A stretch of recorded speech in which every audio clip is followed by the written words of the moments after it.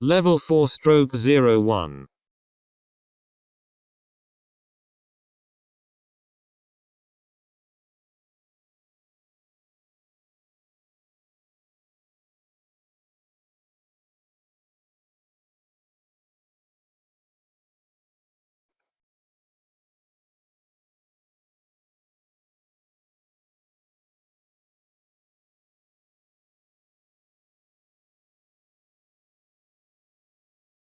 Classified.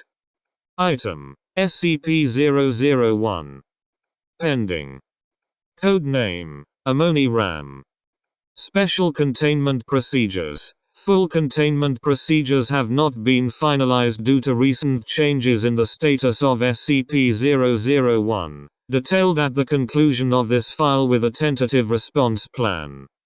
Foundation policy on cybernetic implants is currently frozen, pending Council vote.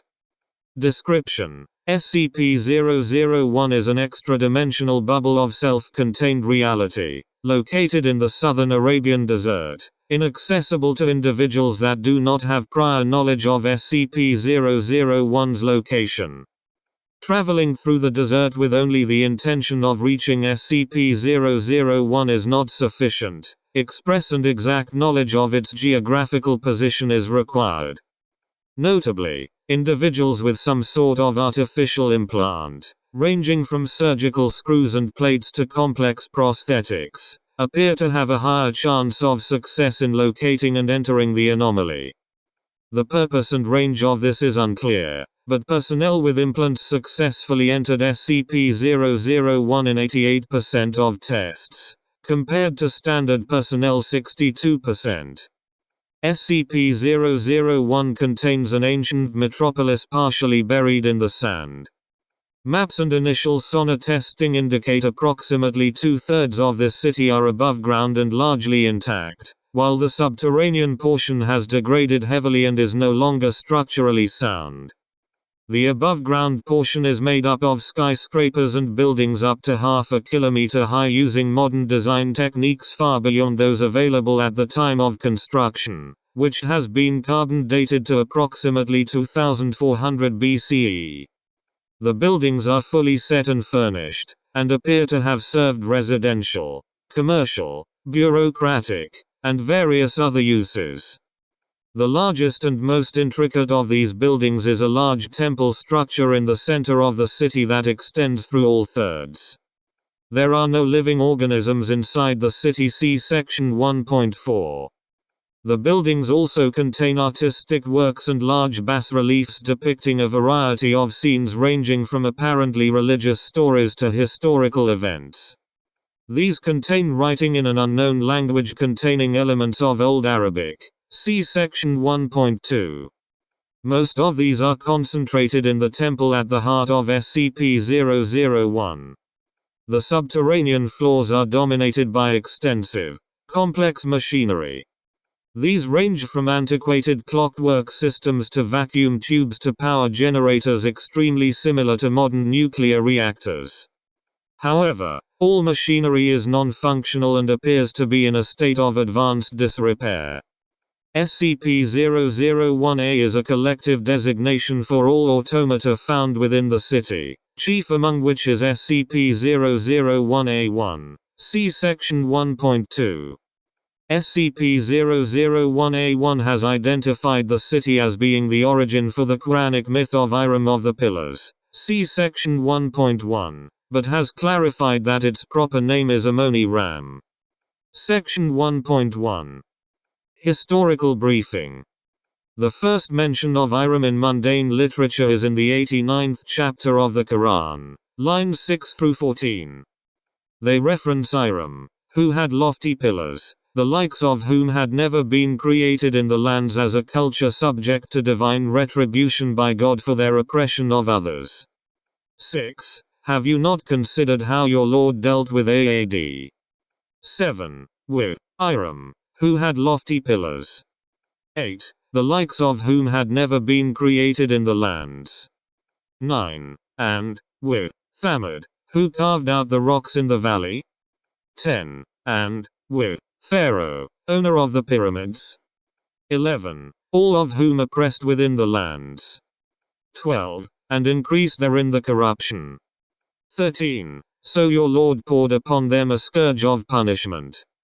14. Indeed, your Lord is in observation. Surah Al-Fajr, 6:14. Alhambra JPG. From Lord Blackwood's private collection. Many theories have been offered on the identity or location of the group or city identified as IRAM, but nothing has ever been confirmed by the wider historical community. SCP-001 first came to Foundation attention in 1983 upon the containment of SCP-1867.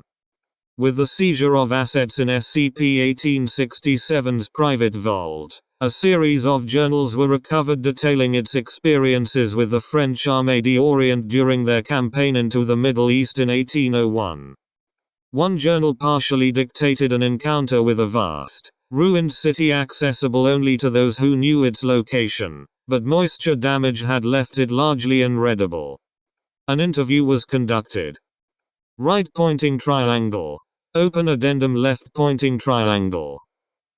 Interviewer, Dr. Hedvig Nussbaum, Parahistory Department, Special Consultant on Anomalous Cults and Cultures. Subject, SCP-1867, Lord Theodore Thomas Blackwood. Begin log. SCP-1867, Evening, Madam. Nussbaum, hello, Lord Blackwood. SCP-1867, I must say, it's heartening to see someone of the gentler sex in such an academic position. Warms the cockles of my heart. Nussbaum, right. Well, we would like to talk to you about one of the items recovered from your vault. A journal titled Lord Blackwood in the First Cities of Man. SCP-1867, of course. Penned from 1800 to 1824. Does the journal not answer your questions? I recall being very thorough. Nussbaum, water damage has left it unreadable. SCP-1867, I see, that's a shame. Well, it's been quite a while, but I remember that adventure fondly. Initiated by a gift given to me by one Monsieur Jacques Brazeau of l'Estate Noire. Agents of the French Crown had recovered it before the Revolution from an ancient shipwreck in Aegean Sea. Nussbaum, what was it? SCP-1867, a set of 6 clay tablets, remarkably preserved for their age. Detailing the existence of 3 empires spanning Asia, thousands of years old and more powerful and advanced than any culture since, even our own. And, of course, their nigh-apocalyptic war. Nussbaum, you would think something like that would leave evidence. SCP-1867, yes, I was similarly skeptical upon my first reading of the tablets. But they addressed those inquiries. These empires were advanced occultists, magicians and magic users, ruled by sorcerer Nawabs. Hiding their cities from their enemies was a trivial task, and exactly why the mundane scholars have found nothing. Nussbaum, but not you, I take it? SCP-1867, exactly correct, madam.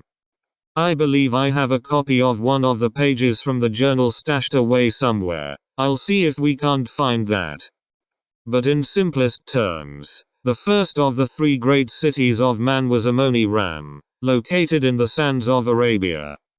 As luck would have it, Monsieur Brazeau was accompanying General Bonaparte, still a general at the time, thank heavens, on his campaign into Egypt. Simple matter for me and a small expedition to tag along and then diverge into the peninsula. Nussbaum, so you knew the location of the city at this point? SCP-1867, in a fashion. You see, the tablets claim AMONI-RAM was hidden enough to the other empires allied to attack it, as it was a superior center of knowledge and weaponry. Only those who knew its location could enter. And its location happened to be recorded in the tablets. 3 days into the desert, we found it. It was like passing into a bubble, and the towers became visible over the horizon. Nussbaum. Towers, you said? SCP-1867. Great buildings fashioned of metal, impossibly tall, easily hundreds of meters. A bronze glow set them alight from the sun overhead. There must have been a dozen of these skyscraping buildings, between them resting smaller but still grand buildings of marble, stone, clay. Towering minarets and domes like those found in Mohammedan temples. A grand sight, altogether.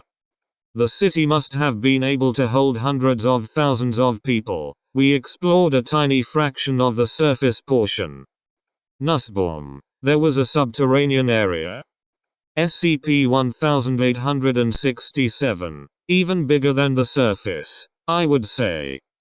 Again, we could not explore deep. The underground rapidly transitioned from grand hollows and caverns to a winding, labyrinthine tunnel system, metal pipes and doors and rivets all throughout. Machinery I could not begin to guess the purpose of, all still as death. Nussbaum. Did you find any entities inside the city? SCP-1867. No living ones, though my men repeatedly claimed they heard something skittering about while we stayed in the city. I dismissed it as wildlife, sandrabbits or such. We never saw anything. Nussbaum. What about dead ones? SCP-1867. Yes. Entire sections of the tunnels were impassable, growths of a strange black vine, as thick as a man, winding and knotting entire passageways. It appeared petrified. There were also curious bulbous sacs sticking to the walls and ceiling of many buildings, under and above ground. I prodded these with my sword. They leaked, spewing out a decomposing specimen that smelled like death. An impossibly emaciated man, skin burnt away by the acid. We did not touch them again. Nussbaum. Sounds like something bad happened there. SCP-1867. Indeed. Throughout, the city has a very specific air, I suppose. Nussbaum. An air? SCP-1867. The distinct feeling of walking into a graveyard. End log. SCP-1867 surrendered the location of the Aegean tablets. Translation is ongoing due to the extremely specific dialect of ancient Greek they are written in. The extant page of the journal mentioned by Blackwood contains a translation of the front of the first tablet. In the beginning, there were 3. 1,000 years before man learned of Olympus, before the extinction of the giants, before the sea had full regressed, there were 3 great cities dividing the world tripartite. Mamjal and Kora, 2 dark fortresses resting in the jungles of the subcontinent. The magicians and sorcerer Nawabs allied themselves against the horrors of the jungle, and crossed a pact with something ancient. The Covenant of the Diva was born, using the first magic gifted to man, the magic of life and death. Adatum, a city thrown into rebellion by a charismatic slave-turned-lay preacher who promised wealth, freedom, and power to those that would help him. Together they threw off their yokes, slaughtered their oppressors with their new sorcery and rebuilt their collapsed city, all under the name of the Grand Karcist Ion. The Nalco Empire freed the second magic, Carnomancy, the magic of flesh. AMONI-RAM, first great ram of the Mekhanite Empire as it spread like a wildfire from the deserts. A gleaming, shining metropolis rising out of the dunes, a center of knowledge, science, understanding that the world had never seen.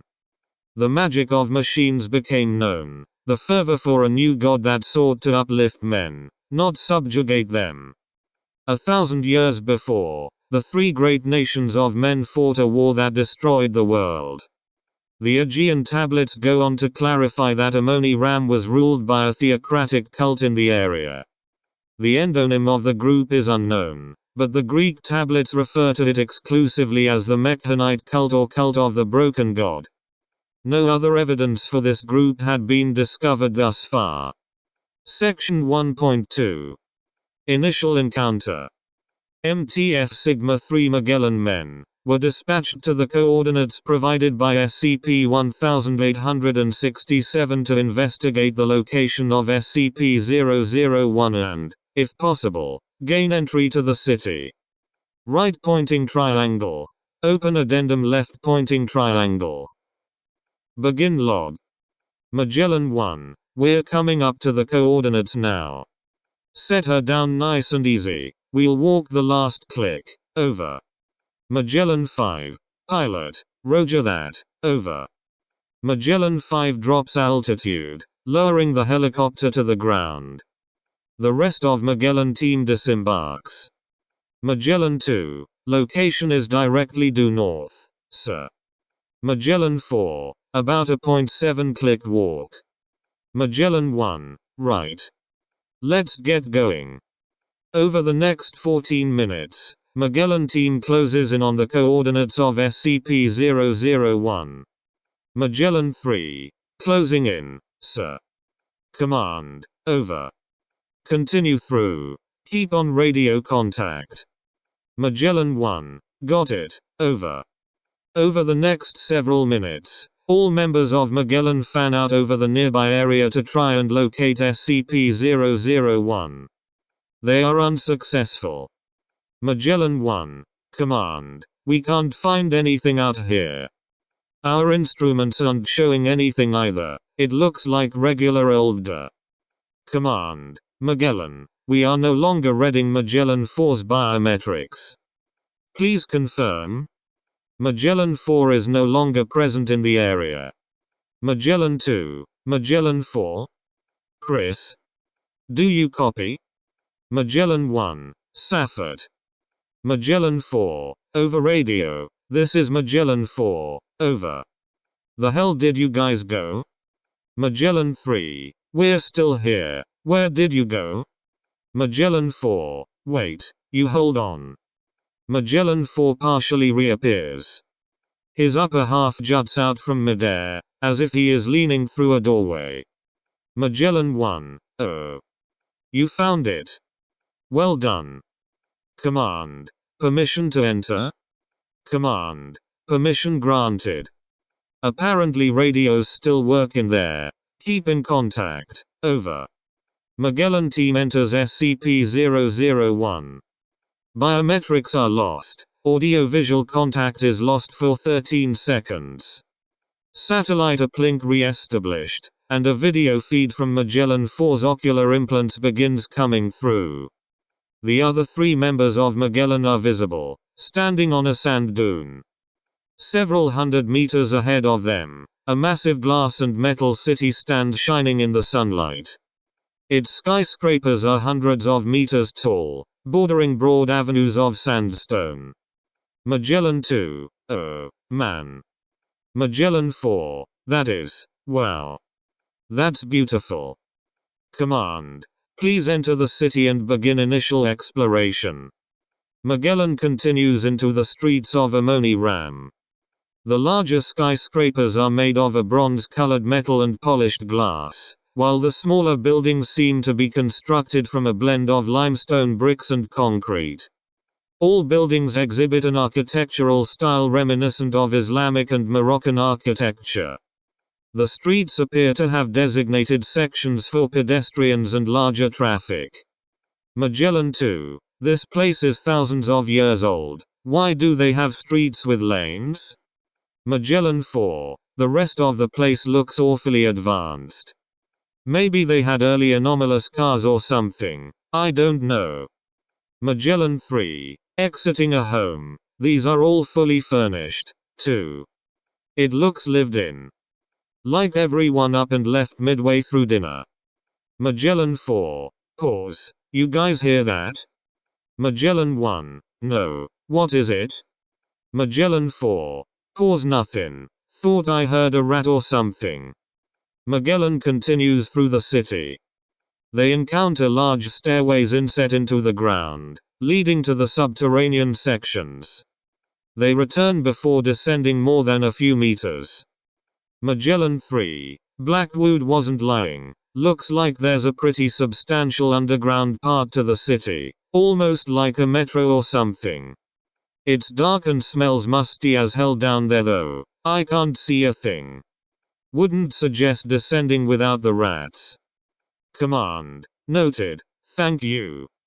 Magellan continues, arriving in a heavily deteriorated section of the city. The buildings look heavily damaged, with entire sections exploded and left to the elements. Magellan 2. Oh, crap. Command. Before them lies a deep hole in the ground. At the bottom, a large pile of skeletons is visible. Magellan 3. Pit trap? Magellan 1. No obvious method of death at the bottom. And the remains are too intact for them to have died on impact. It's a mass grave.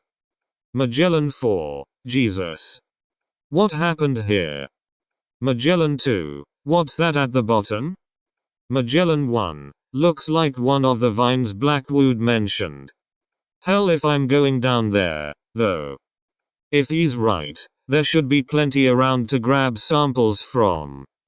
After 2 hours of walking through the ruined portion of the city, encountering many more graves, Magellan approaches the low, wide complex in the approximate center of SCP-001.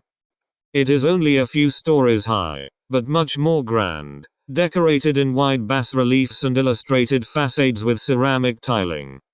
Magellan 2. Fancy. Between the location and the grandeur, I think it's a palace or a temple. Magellan 4. It does look very holy. Permission to enter?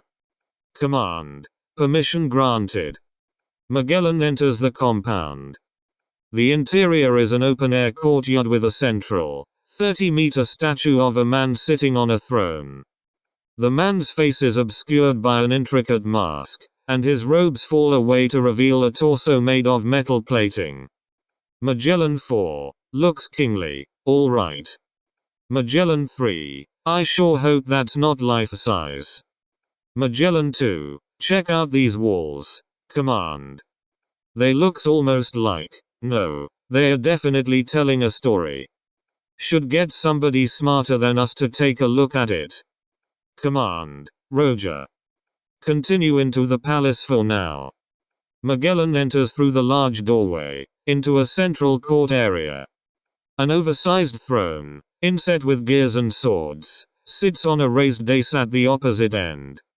The interior of the palace is vast. The following hour is spent exploring its various staterooms, kitchens, and bathrooms. The vast gardens are completely bare of greenery, and as with the rest of the city, no living thing is present. Magellan returns to the throne room. Magellan 3. This place gives me the creeps. It doesn't feel abandoned, but where is everyone? Magellan 1. No idea. In any case, it's getting late. We should pack it in and. Magellan 4 turns to the wall, raising a hand. As with the rest of the city, there are numerous pipes running across the walls. Magellan 1. 4. Magellan 4. Speaking to wall. It's okay. You can come out. We won't hurt you. A metallic skittering is audible from inside the pipe. The other 3 members of Magellan draw their sidearms. Magellan 3. Whispering. 4. What are you Tay? Magellan 4 shushes him. A few seconds later, a metallic automaton resembling a horseshoe crab gingerly peeks out of a hole in the pipe. It slowly approaches and climbs onto 4's outstretched arm. Magellan 1. Command. You seeing this? Command. Roger. It doesn't seem to be dangerous. Don't shoot anything, but don't let your guard down. Head on back. Magellan 1. Got it. Over. At least there's only. A louder skittering becomes audible. Around the throne room, A larger number of automatons, all small but varying in shape, peer out of the various pipes. Magellan 1-0. End log. Magellan team exited AMONI-RAM, and were not pursued by the SCP-001A instances.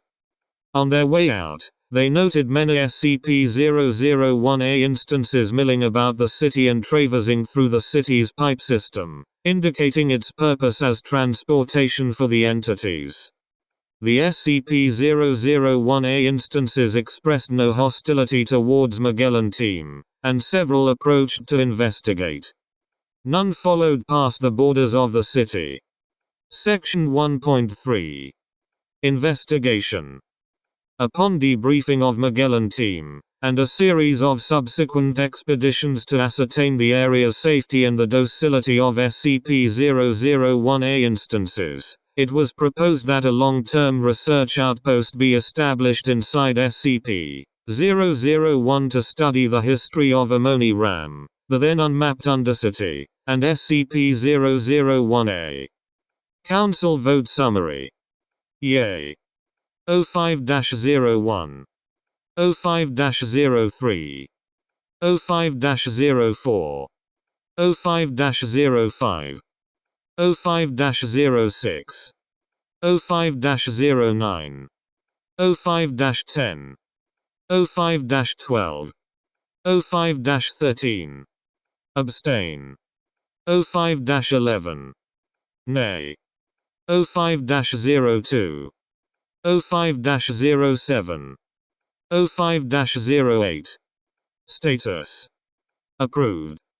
43 researchers were flown in from various sites and departments, primarily specializing in archaeology, history anomalous or otherwise, and paratechnology. Accompanying them was 15-man Tactical Response Team India 3 Cherno. As augmented personnel were still common within the Foundation at this time, individuals with complex prosthetics, bionics, and implants were favored, both due to the relative ease of accessing SCP-001 and for further study of the unexplained connection to SCP-001A instances. 2 co-leads were selected for the project, Dr. Robert Aram and Dr. Hedvig Nussbaum. Dr. Robert Aram. Age, 33. Position, Senior Researcher in the Paratechnology Department, Special Consultant on Anomalous Robotics. Education, PhD in Thaumatrotronics from ICSAT, 3 Portlands. Previous assignment, Consulting on Anomalous Technology recovered from Group of Interest Prometheus Labs, Incorporated. Employment summary, left previous employer, Prometheus Labs Inc., in 1979 over a salary dispute. Accepted an attractive recruitment offer from the Foundation later that year, and was brought in to consult and advise on anomalous objects recovered from his previous workplace. Distinguished himself with superior, prodigal knowledge and skill in handling paratechnology. Promoted to senior researcher in 1982. Other notes. Left arm and leg amputated below the elbow and knee following laboratory's accident at Prometheus.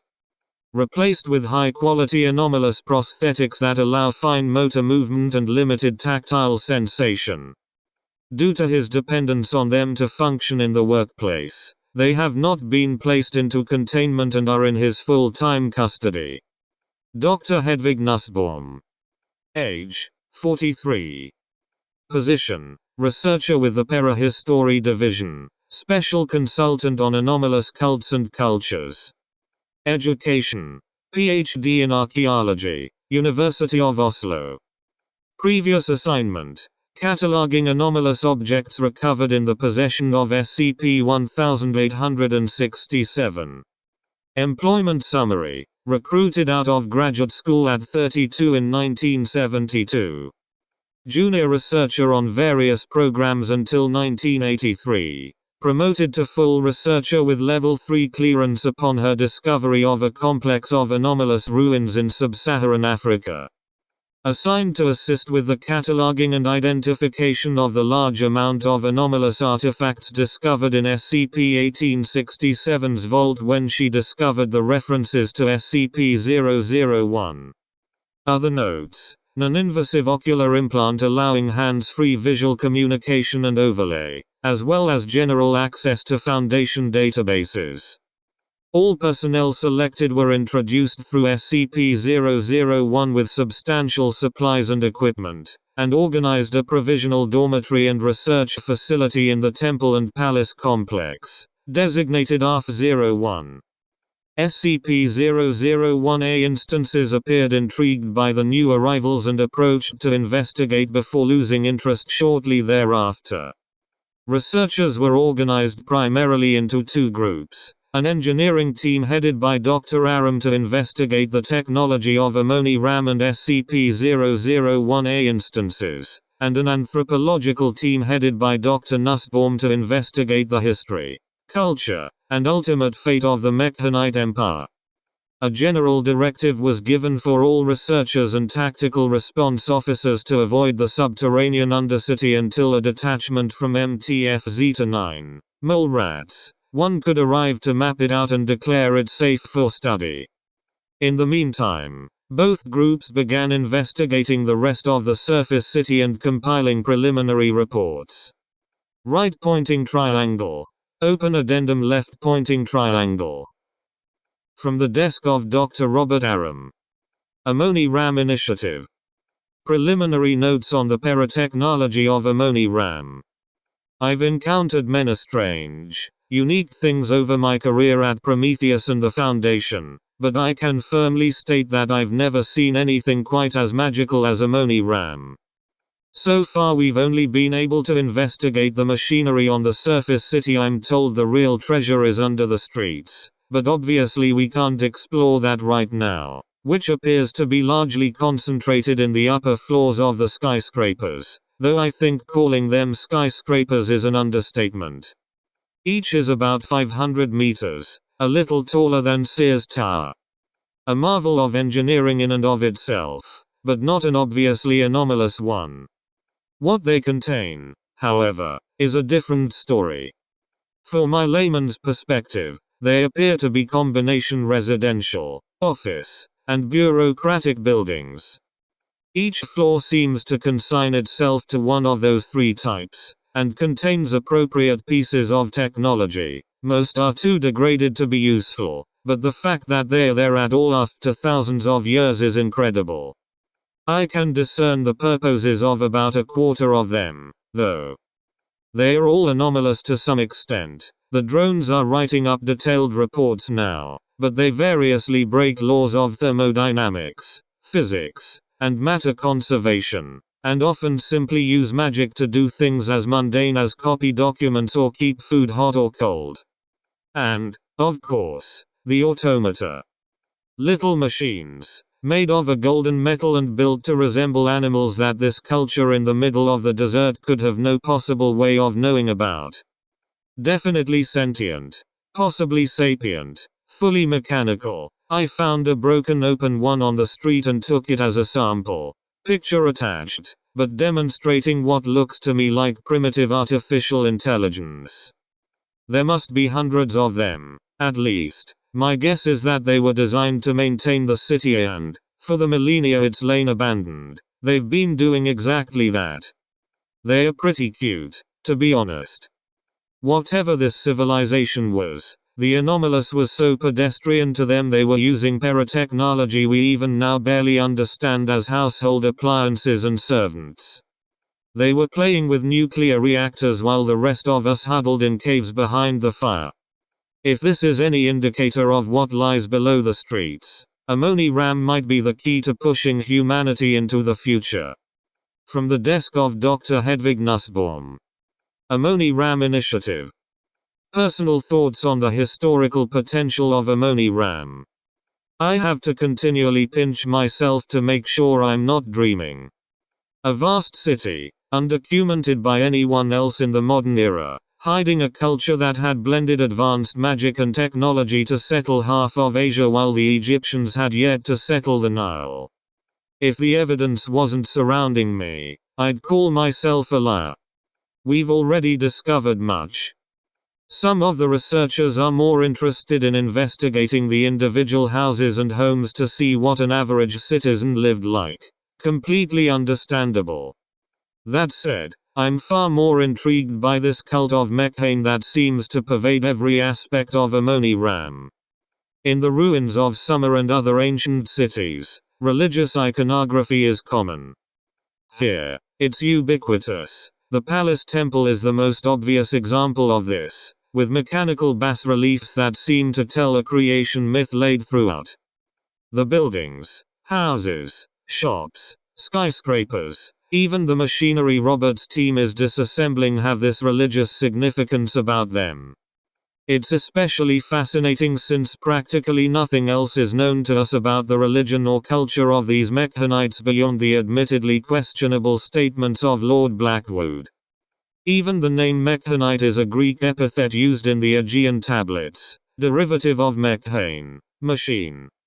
As it stands, their culture is a black box, and even with the murals and writings, I doubt we will ever have more than a passing understanding of this once great civilization, and what happened to them. MTF Zeta 9 Fireteam Echo passed through SCP-001 and arrived in AMONI-RAM on the 6th of September with no complications. The next day, they prepared themselves for insertion into AMONI-RAM's undercity in a controlled exploration. All members were, along with their individual digital augments and implants, equipped with cochlear topological mappers, devices that use high-frequency echoing sound waves to construct maps of subterranean areas. Right-pointing triangle. Open addendum left-pointing triangle. Begin log. Echo 1. Echo 1. Beginning op. Inserting into AMONI-RAM subterranean zone from entrance alpha, near home base. Echo 2. Looks dark down there. Night vision. Echo 1. Sounds good. Members of Echo Team activate night vision on their ocular implants. Echo 4. Alright. Here we go. Descending now. Members of Echo begin going down the stairwell. Command. You'll have to describe to us what you're seeing, Echo. Echo 2. Not much right now, just stairs. Kinda fancy stairs. Marble or something. Echo 3. Not exactly what you'd use for industrial applications. Echo 4. Might not be an industrial area at all. They continue their descent before their elevation stabilizes. Echo 1. Alright. We appear to have reached the bottom. Instruments say we are 25 meters below ground.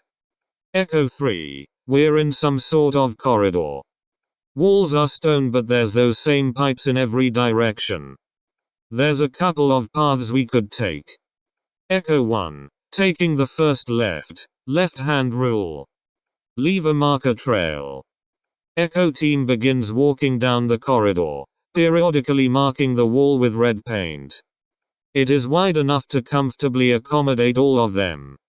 Echo 2. Looks like there's lights on the walls.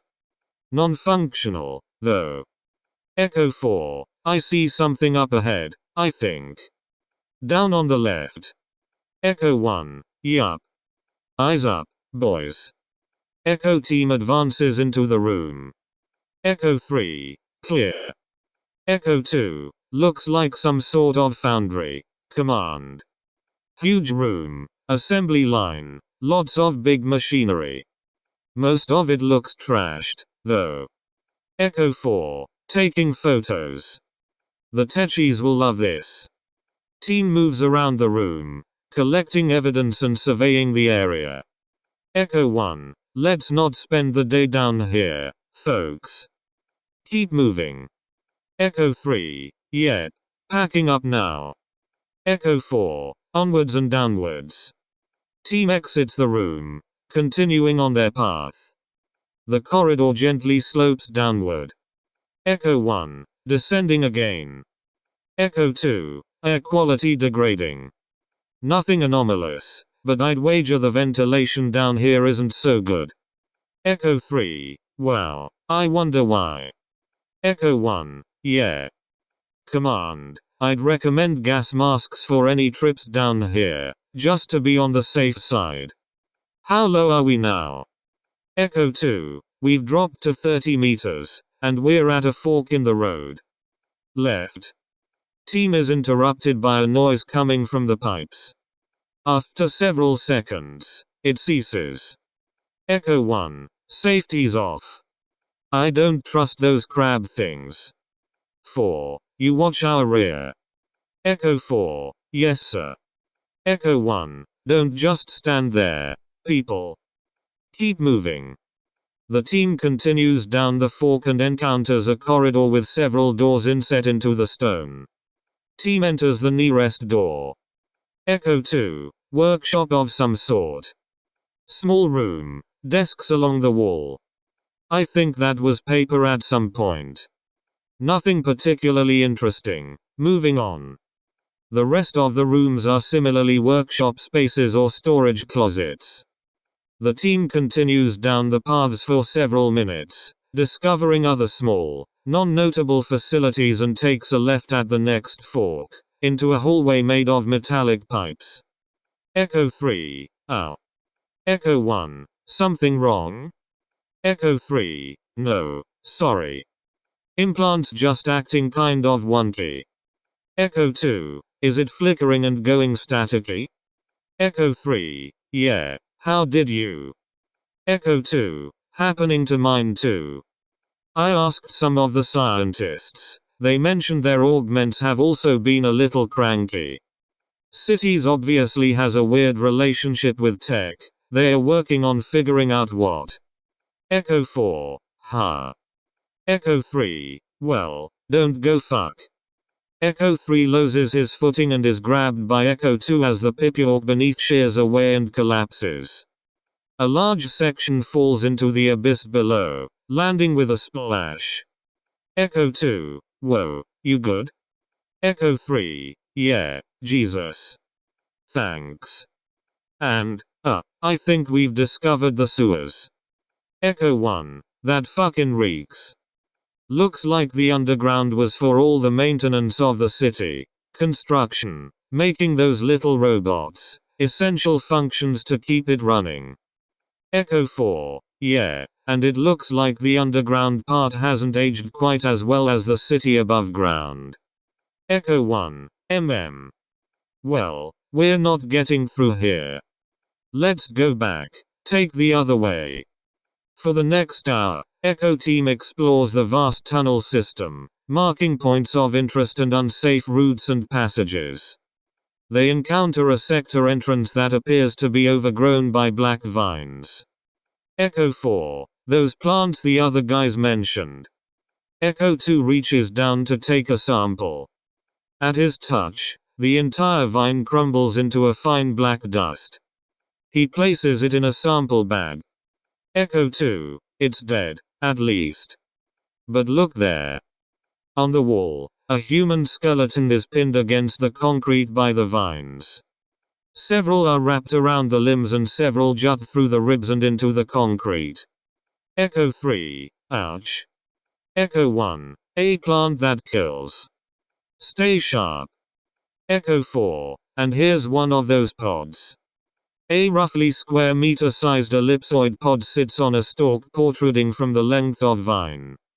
Echo 4 gives it a sharp jab with their rifle butt. It ruptures, leaking a foul-smelled black liquid that dissolves the vine it comes into contact with. An object tumbles out into the puddle. Echo 4. Yet. Corpse. Highly decomposed, just like black wood found. Echo Team continues through the tunnels, encountering a large amount of the vines with their victims. They also encounter mass graves similar to those found by Magellan on the surface. Echo 2. These walls are all covering machinery, I just realized. I can see parts through the cracks in the metal. Echo 4. Probably more city maintenance. Probably magic. Echo 3. You think the entire Undercity is a machine?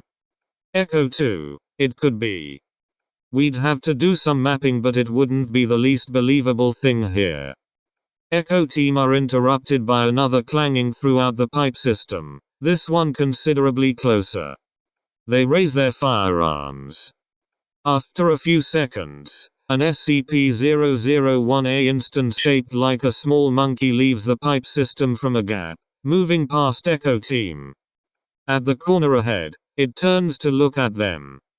Echo 4, cute. Echo 2, I think it's asking us to follow it, sir. Echo 1, seems like it. Okay, follow the monkey, I guess. Be careful. Echo Team follows the SCP-001-A instance for 35 minutes as it leads them deeper underground and through the subterranean facility, over large abysses and through rooms of large, complex machinery and displays.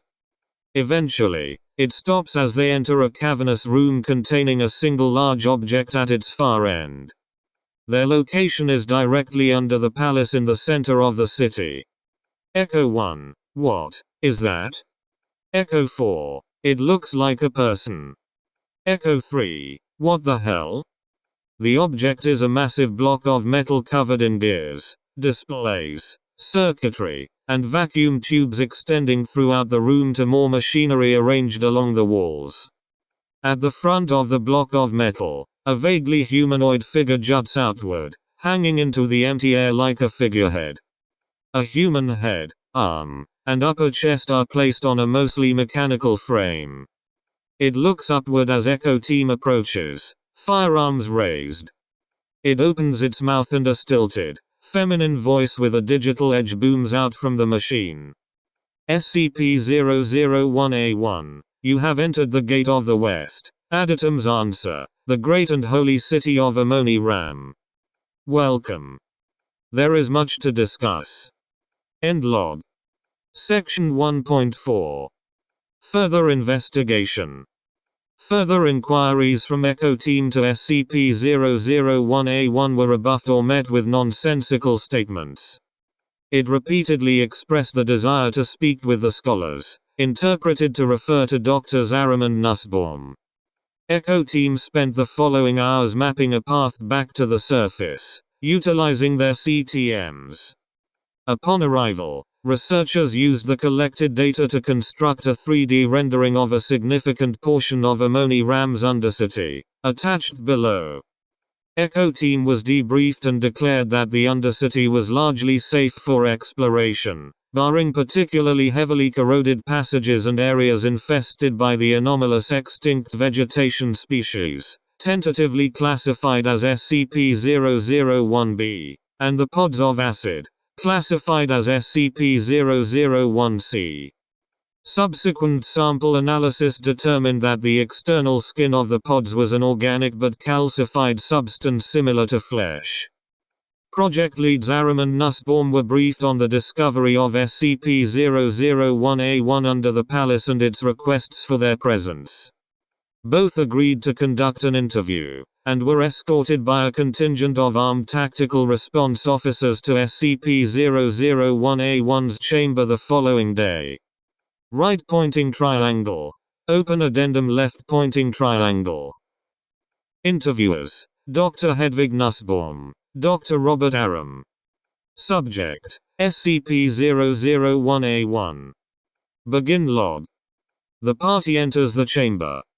SCP-001-A1's bodily components hang limply from the wall. Nussbaum: Hello? Aram: is it alive? SCP-001-A1's head twitches upward. SCP-001-A1, number. Welcome.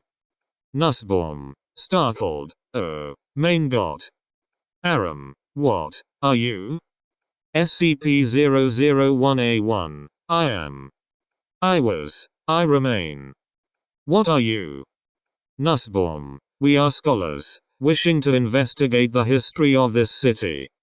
SCP-001-A1, scholars? SCP-001-A1's head goes limp. The wall of machinery behind it shudders.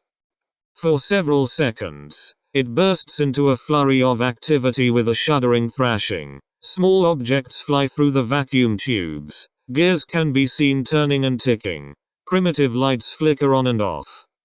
It winds down as SCP-001-A1 raises its head again. SCP-001-A1. The great grand city of AMONI-RAM is home to 4 academies, 16 schools, and scores of scholars and learned men. Discovering. Working. Blending the gifts of God. What gives you the right to call yourself a scholar? Nussbaum. Anyone who seeks knowledge can call themselves a scholar, I suppose. And we have not seen anyone else since we arrived here. SCP-001-A1. Your army arrived here 2 cycles ago. Aram. How'd you figure that out from down here? SCP-001-A1. Have been observing. The automata are scholars. They are servants, soldiers, and everything else. I have learned your language from seeing your troops, the white coats and the tan patterns. Nussbaum. I see. You see what the A instances see? SCP-001-A1. They are the eyes and I am the hard metal mind. And you have come to conquer my city. Nussbaum. Oh, no number. We are not an army. SCP-001-A1. Armies have generals. Generals, kings, priests. 3 men who must be guarded. You walk in here with guards. You claim you are no general, king and queen? Leaders of your people? Aram, how come we can't be priests? SCP-001-A1. I am a priest. You have no shred of God in your heart. I can smell it. Aram, then, yes, I suppose we're leaders of our people. SCP-001-A1. Welcome, mechanist and scholar. To the second spire, White City of the Broken Empire, Finger of Mechane, the Fulad Throne, the great and holy city of AMONI-RAM. Aram, whoa. Nussbaum, wow. Could you explain what that means? SCP-001-A1. You are unaware of our history. How long has it been? Nussbaum. We are not entirely sure of how long it has been since whatever happened here. But thousands of years, at the minimum. We didn't think anyone would still be alive. Once again, SCP-001-A1 goes limp and appears to be computing something for several seconds. SCP-001-A1. I am not alive. Aram, are you some sort of machine? SCP-001-A1. Yes. You are meat wet dripping to the bone. I am the kiss of God, shining steel and Fulad. I am made in the Mechane's image, and you are everything I am not. Aram raises his hand. Aram, all right, we're running in circles SCP-001-A1, stop. Aram freezes. SCP-001-A1, your arm. Let me see it. An SCP-001-A instance detaches itself from the wall and approaches Aram, lightly scaling his coat and onto his prosthetic arm, inspecting it for several seconds. During this time, Aram says nothing. Eventually, the instance drops to the floor and skitters away. SCP-001-A1. AMONI-RAM was a city of science and blessing. The Mechane's gift to us, the golden metal, the Fulad. It allowed us to construct wonderful things. Every man, woman, and child presented with augmentations like these, like yours, to become something better than human. Aram, I'm not the only one. The vast majority of our personnel in the city have some form of augment. Dr. Nussbaum and all our security personnel have oculars. I have my prosthetics, and there are countless others. SCP-001-A1 is silent. SCP-001-A1, you are allowed entry to the city of AMONI-RAM. You will record our history and our creations. I will assist you. You will make sure we are not forgotten. You will be our legacy. Silence. SCP-001-A1. I have not been repaired in many revolutions. There are gaps, holes, flaws in my memory. But the temple contains an inexorable record of our city's godly creation. I will give you a translation. You will ask me for everything else. Aram, we're also going to need insight on the technology of the city. SCP-001-A1. Yes. I will answer any inquiries you have, Mechanist. The automata will show you the paths of the labyrinth that are unsafe. The real wonders of the city lie below. Nussbaum, I thank you. We are in your debt. SCP-001-A1. Number. A bargain has been struck. A fair exchange. We show you, and you preserve the Mechanite Empire. Go now. End log. SCP-001-A1 presented Drs. Aram and Nussbaum with a series of documents printed from its body. The documents were as follows. A basic translation guide from the language. All records within AMONI-RAM are written in coined Mechanite to English, with some Greek bywords. Digitized and distributed to all members of the archaeological team. A map of the Undercity, fully annotated with sections of interest and unpassable areas that Echo Team had missed. Combined with the CTM map formed by Echo Team to offer a complete map of the Undercity. Full schematics of various technologies found within the city. Digitized and distributed to all members of the engineering team. In addition, a small mechanical device of unknown function was provided to Dr. Aram.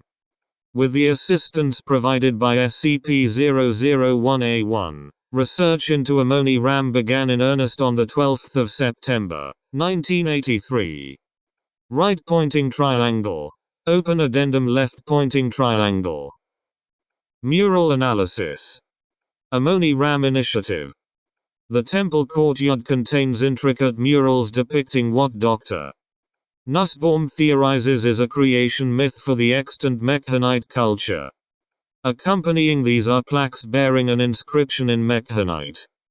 While the rest of the archaeological team investigated the rest of the city, a small team was dedicated to translating the courtyard engravings. Side description. First relief depicts a scene of three figures wrestling in a dark void, followed by the figures falling to different corners of a slightly inaccurate map of Asia. One lands in the far corner of the Indian subcontinent, one lands on the coast of China, and one lands in the center of the Arabian Peninsula. This final figure dominates the rest of the scenes. It is revealed to be a massive but lithe figure dressed in golden armor. A shepherd, his wife, and his 3 lame sheep happen upon it buried in the sand, obviously wounded. Translation of plaque. Before the new pantheon, before the smoke and the singing, the old gods fought their war over nothing. They wounded each other and fell, twisting and writhing, to the lowest world. Mekhain, blessed be her name, alighted in the far west under the scorching gaze of the sun. She rested in the dunes, uncovered by the flock of a shepherd, Bumero. Side description. The god reaches out and touches the shepherd and his wife. The shepherd's missing leg is replaced by a metal limb, and his shepherd's crook is replaced by a spear, both made from the golden metal. His wife's eyes glow gold, and large metal wings spring from her back. The sheep are armored over to resemble SCP-001-A instances. Together, the shepherd, his wife, and their flock attempt to raise the god from the sand. Translation of plaque. Mekhain drew forth her touch and raised them. Bumero's lame leg replaced by a grev, Hedera's sight restored and all given the form of the angels. Grateful, they sought to raise their new god from her tomb, and they failed.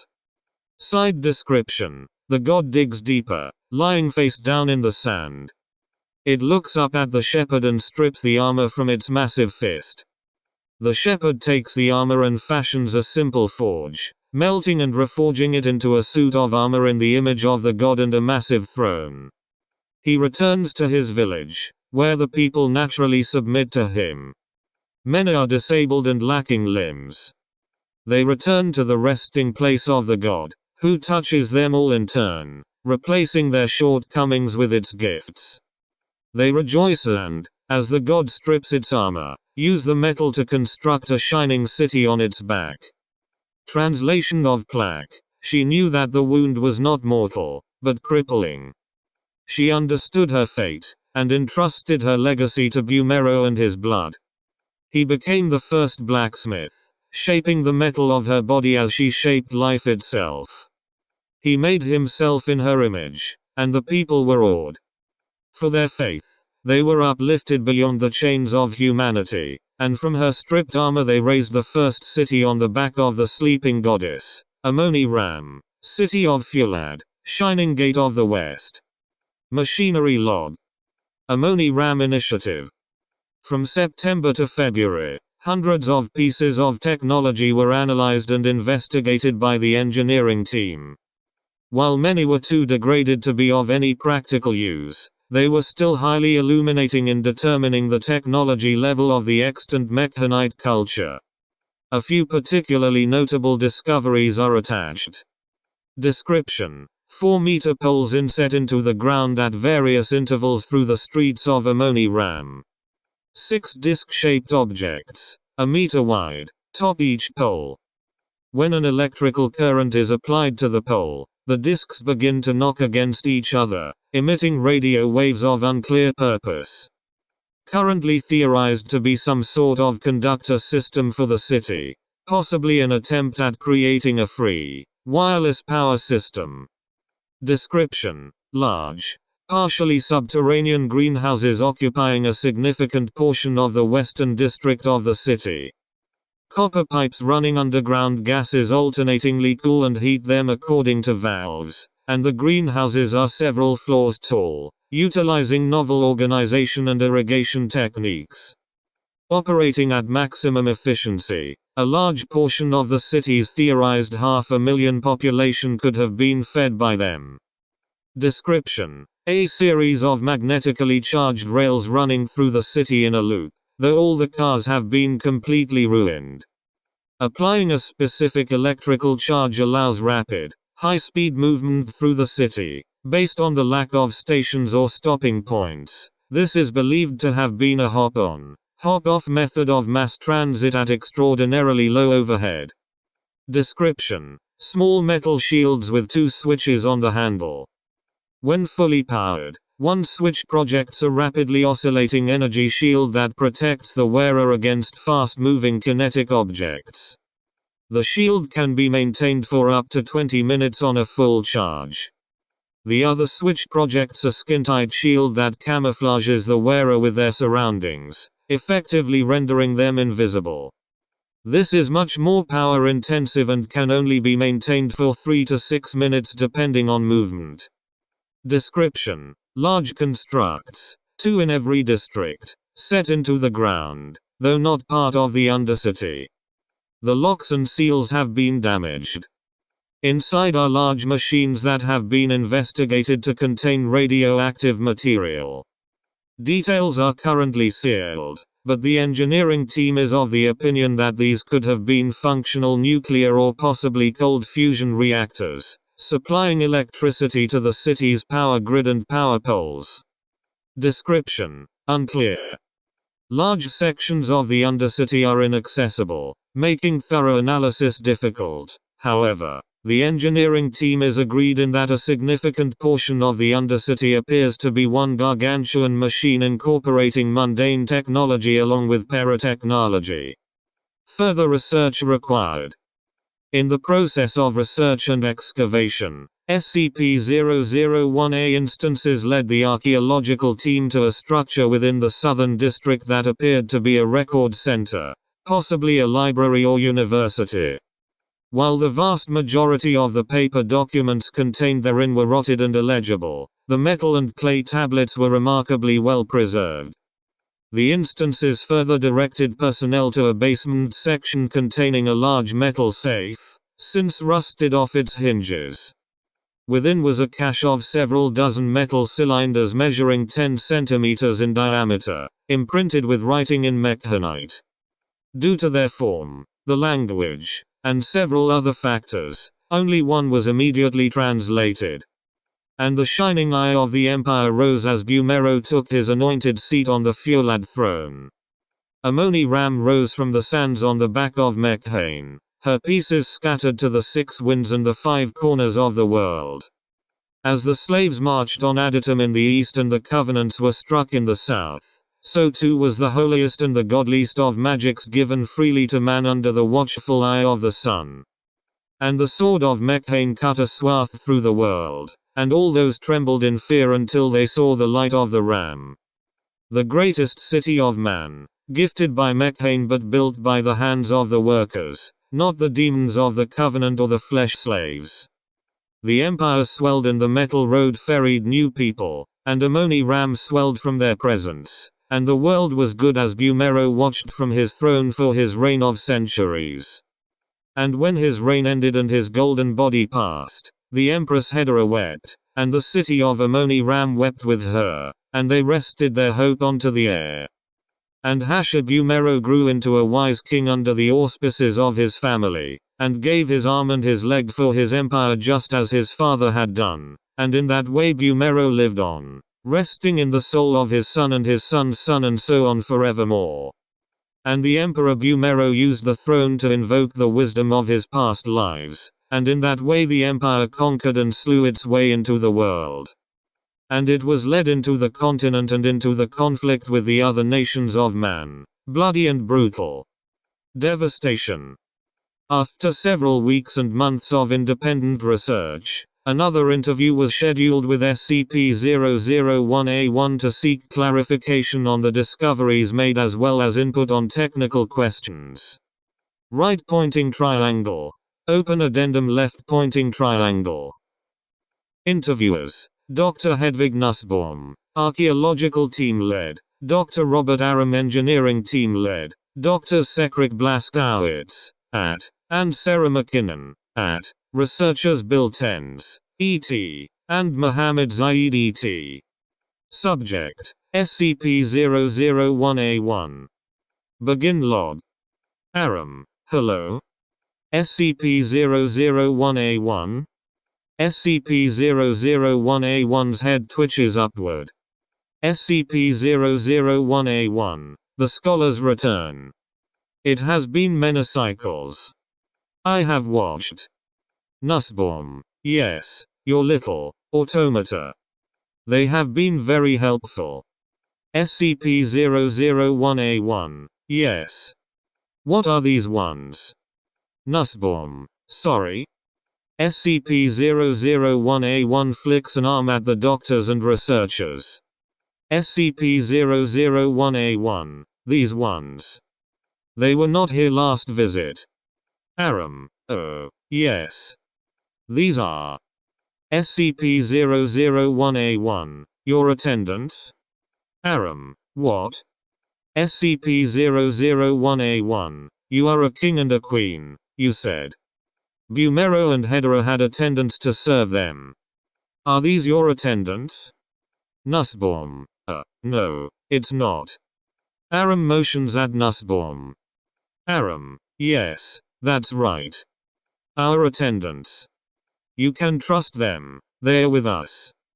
SCP-001A1's head stiffly nods. SCP-001A1, do they speak? Aram: They can. And I think they've got some questions for you, if you're inclined to answer. SCP-001A1, you are a strange king. I will answer. Nussbaum: Thank you. And we never did get a name for you, did we? SCP-001A1, you may call me Preserver. It is my function. Nussbaum: Excellent. A pleasure to meet you, Preserver. Aram motions to the engineering team. Zaid: Right, yes, hello. We've been disassembling and investigating the machinery in the city and undercity, and we keep coming across this bronzish alloy. It's too hard to take samples from, and trying to break it has gotten us nowhere. SCP-001-A1, you speak of the Fulad. Aram, you've said that before, haven't you? McKinnon, we've seen the word in our translations. SCP-001-A1, yes. The Fulad is a metal, a gift from Mekhane. With it we forged our swords, our technology, our very way of life. It is the backbone the Empire was built on. A sign of favor from God, that we were the chosen people. The smiths knew how to work and melt the metal best, but every citizen was expected to know. A nation of swordsmen and foundries. McKinnon, the writings mention a Fulad throne.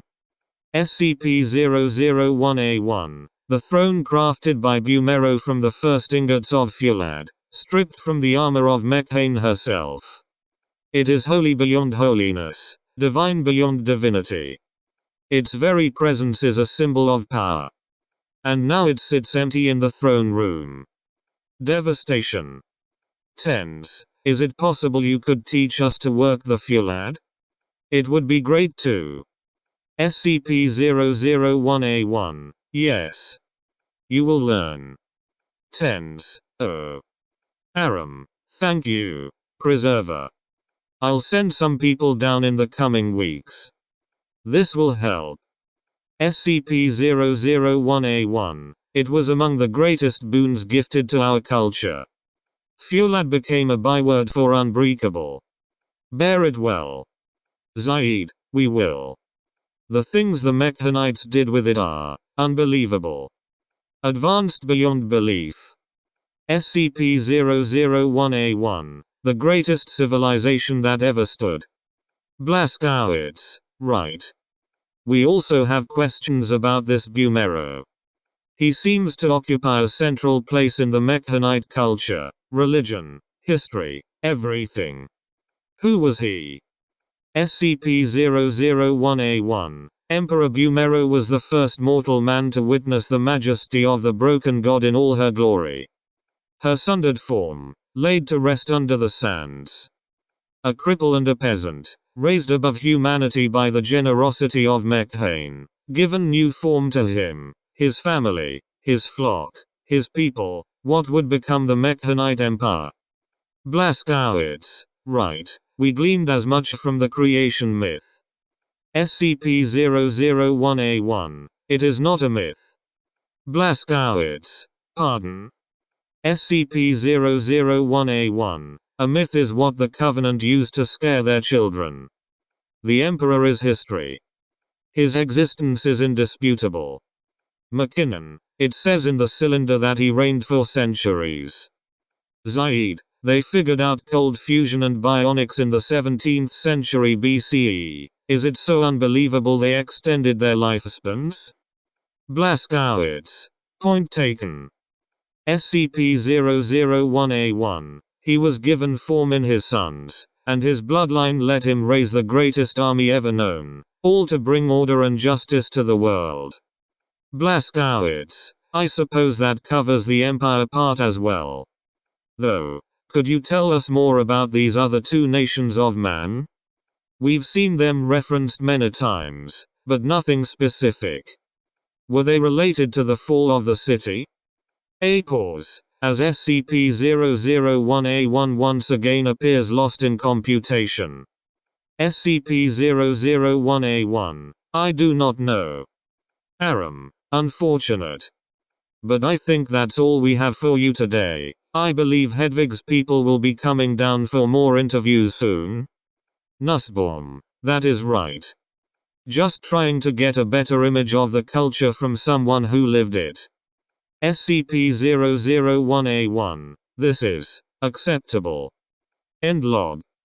Due to the substantial amount of paratech and parahistorical findings submitted to Overwatch Command by the AMONI-RAM initiative since active research began 6 months prior, O5-11 scheduled a meeting with the initiative leads on the 2nd of March. Approximately 8 months after the initial discovery of the mechanite culture, using the secure Lee space communicator. Right pointing triangle. Open addendum left pointing triangle. Begin log. Operator, Lee connection to Overwatch command established. Dr. Nussbaum, Dr. Aram, 05-11 is waiting. Please step into the communicator. Nussbaum and Aram step onto the raised metal platform. Nussbaum, main got. The Lee space cycles through several locations before settling into a view of a small asphalt parking lot in what appears to be the American Southwest. Mesas and bluffs dot the horizon, and the sun is high in the blue sky. There are no buildings or structures in sight. There is a single black Maybach parked in the lot. A slender man in a finely pressed gray suit leans on the door. 05-11. Hello, guys. Welcome to my little kingdom. Nussbaum, where are we? Aram, Lee space. A virtual projection with no data transfer delay, all powered by the Lee lines of the Earth. And it costs a fortune to run. I should know, I helped design it. 05-11, well, it did. But with the recent improvements that have come out of your project, it now only costs a small fortune to run, so thanks for that. Just one taste of what we've been able to do so far with SCP-001's technology. So, tell me everything. Aram, everything, sir? 05-11, everything important. I've read the reports, but I want to hear it from the horse's mouth. Dr. Nussbaum? Your progress so far? Nussbaum, yes. We've recovered hundreds of tablets and engravings and mosaics across the city, and are in the process of translating them. The vast majority are simple, day-to-day affairs, business and legal records, personal correspondence, etc. All paint the picture of the mechanite culture, a society that was building a metropolis of the future while the glaciers from the Ice Age were still melting. They had a complex legal and justice system, a novel family structure incorporating distant cousins into large households and clans. 05-11, yes, anthropology, fascinating. I was wondering if you had figured out any more of their later history? Nussbaum, later history, sir? 05-11, what happened to them? Between the technological and the archaeological reports, this was a culture that was undisputed as the most advanced in the world at the time, but they also keep mentioning this war with the other two nations, this adytum of the Nalco Empire and the Mamjal referenced as the capital of the Devite Covenant. What that signals to me, and do tell me if I'm wrong, please, is that these two empires were each powerful enough to withstand a war with the mechanite culture. And, depending on what happened to AMONI-RAM, bring it to its knees. Nussbaum, I suppose so, sir, but the Aegean tablets do not give a precise location for the other two cities, and if we do want to find them, well, a location could be anywhere, in a shipping record, in a letter to a distant cousin. 05-11, that's fine, but we need to figure out how this city died. And I'd be pretty goddamn willing to bet that the things you found in the Undercity are related. The flesh thingies and the plants. Nussbaum, nothing has been confirmed yet. Though it does seem quite likely. 05-11, HMPH. Well, in the meantime, see what you can get out of that robot down there. What's its name? Aram, Preserver. SCP-001A1.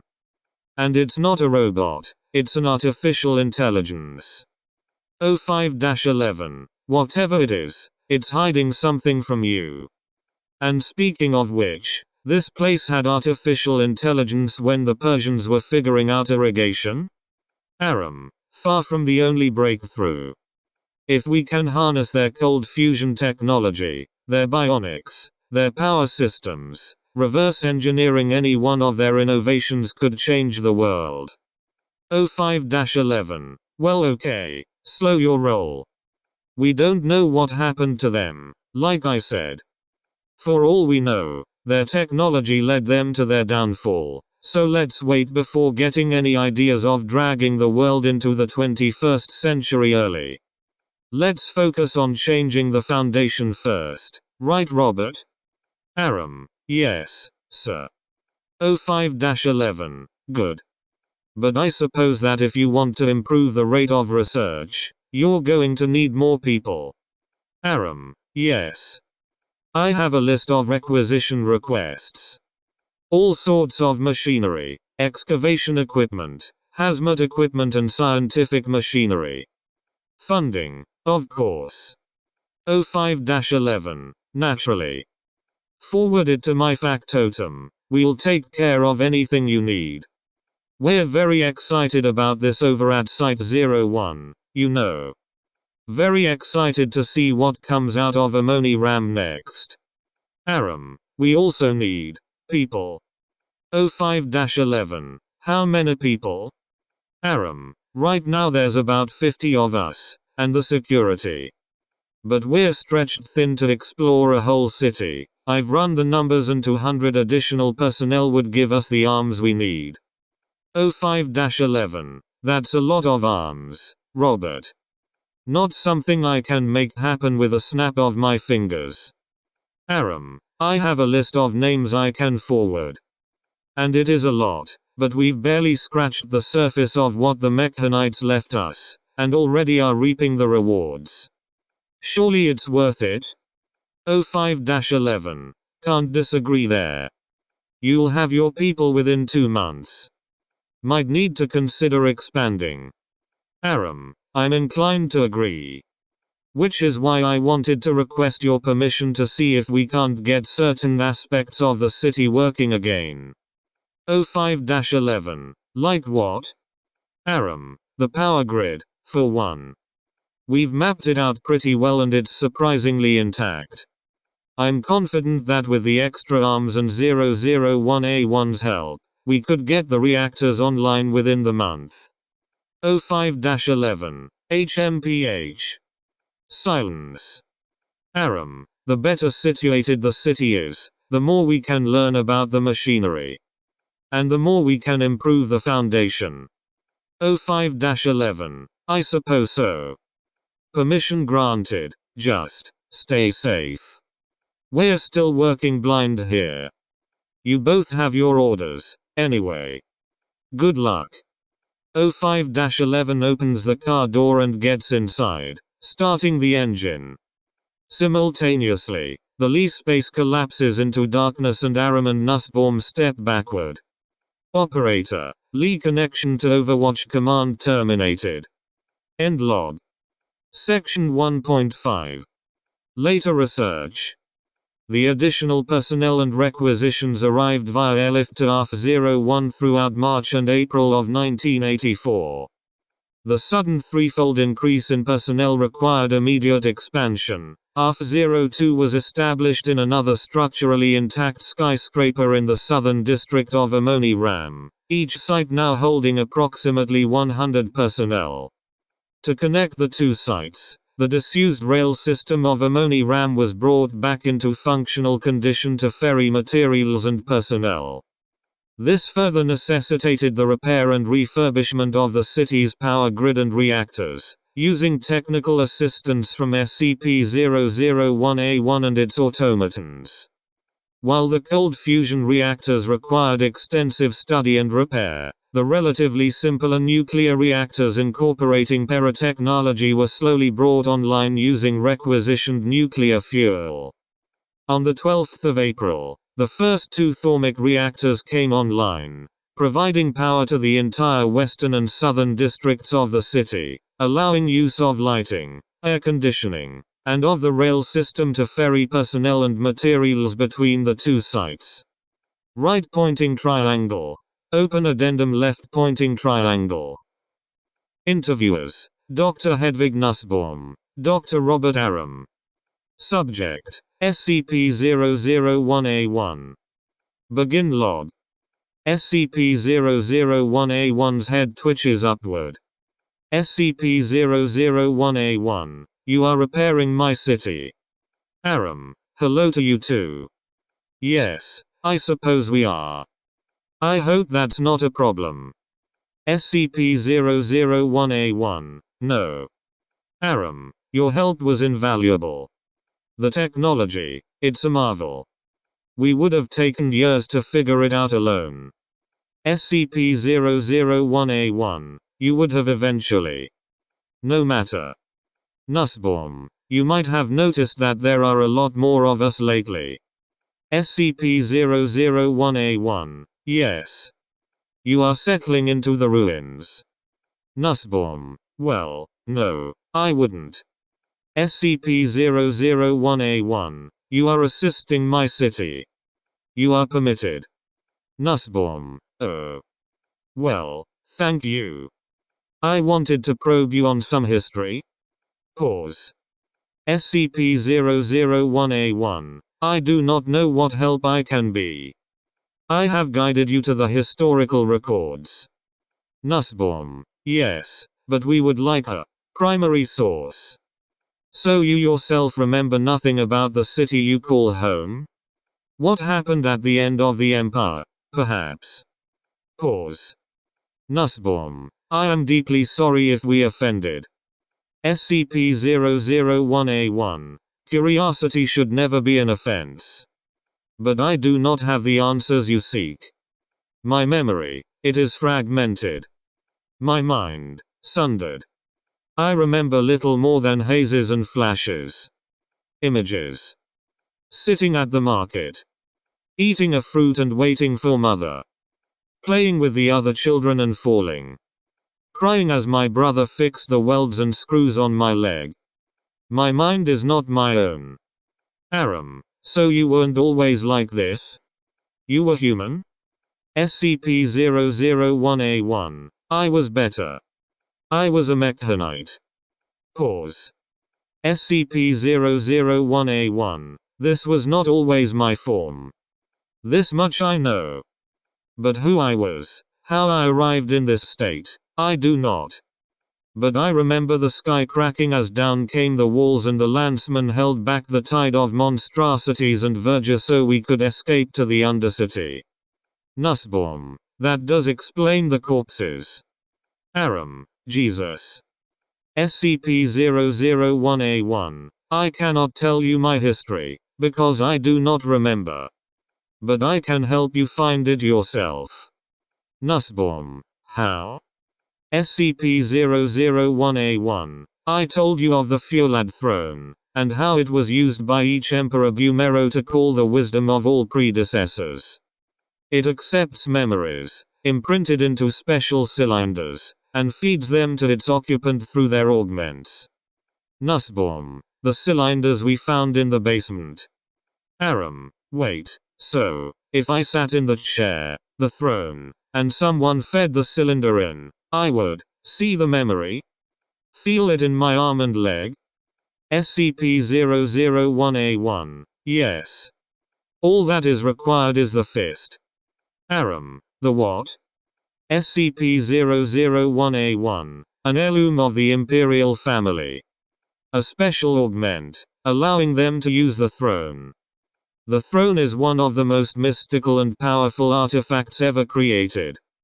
The fist ensures only those that were meant to sit on it could use it. Aram, okay, where is this fist? SCP-001-A1, you already have it. Aram, the machine you gave me. It fits perfectly on the end of my arm. That's not a coincidence, is it? SCP-001-A1, number. But I am as blind to what brought about the end of the mechanites as you. Go now, and discover our legacy. Tell me, so I might remember what I was before. End log.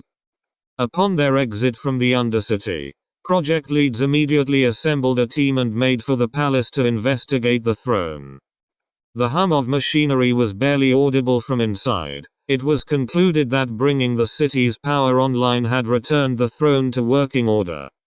The left armrest contained a port that fit the cylinders recovered from the library, while the right contained a depressed section molded around the grip of the fist. Testing was immediately commenced. Right pointing triangle. Open addendum left pointing triangle.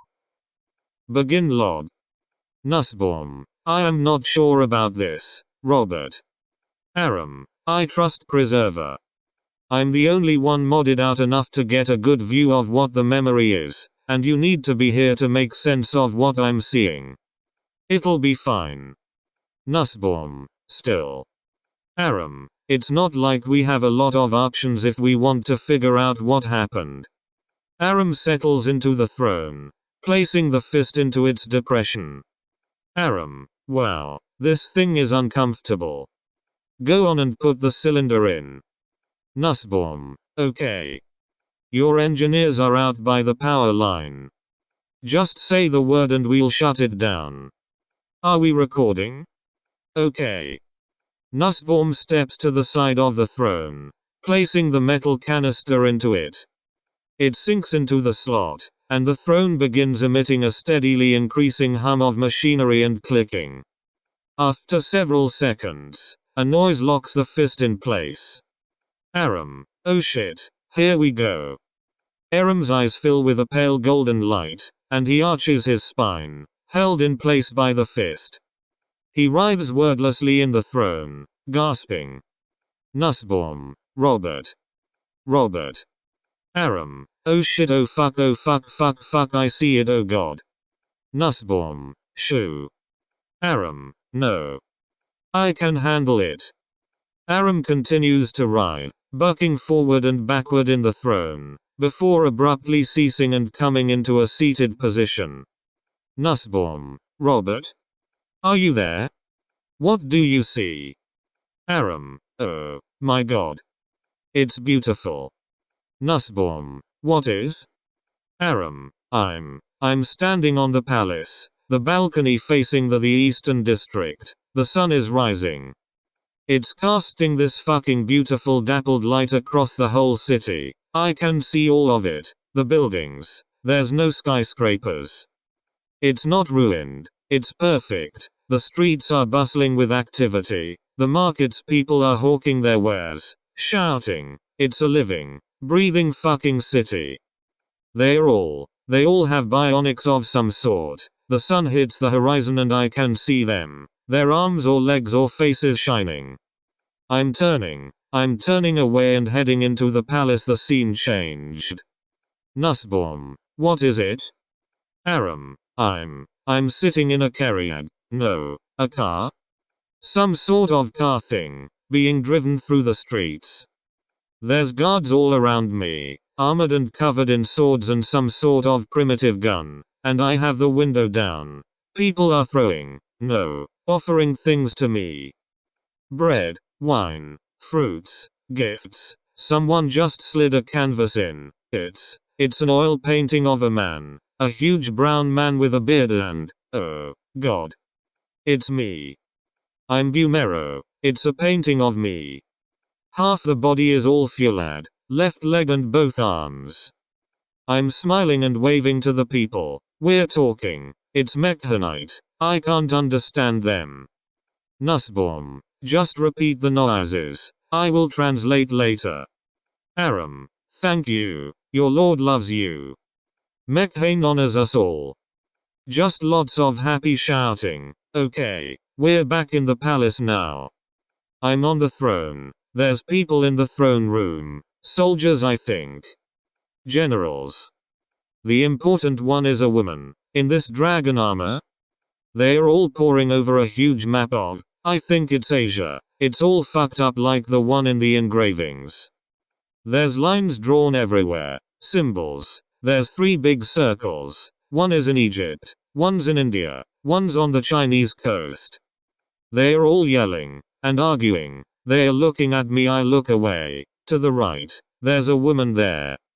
She's beautiful. Her eyes are gone. There's just a golden mask, but she's beautiful. There's this intricate set of golden metal feathered wings on her back. I love you so much. There's a little boy next to her. It's my wife and son. I'm looking at the generals. I nod. The Covenant go too far. Prepare the Golden Legion. The light disappears from Aram's eyes and the locks release. He slumps backward, unconscious. Nussbaum, Robert. Medic. End log. Dr. Aram was removed from the throne room and taken to the infirmary at ARF-01. Medical personnel found he had a slightly elevated blood pressure and heartbeat, consistent with strenuous physical activity, but was otherwise healthy. He was placed in an infirmary bed. The following day, he was conscious, active, and responsive within normal levels. Closer inspection revealed no lasting physical or neurological damage from the incident, and Dr. Aram indeed expressed a closer interest in the archaeological team's findings in the following days, citing his experience as giving him a newfound interest in the extant Mekhanite culture. While the findings from the throne test were transcribed and analyzed, other records found in the city were translated. And the sweep of the Golden Legion took 3 long centuries of expansion as the Mekhanite Empire's legates established beautiful, harmonious dominion on the oases and villages of the world.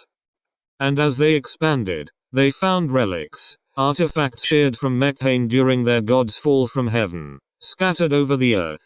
And with each relic carried back to AMONI-RAM, the fervor of the people grew and grew as their leaders rose, warred, and died for their heirs.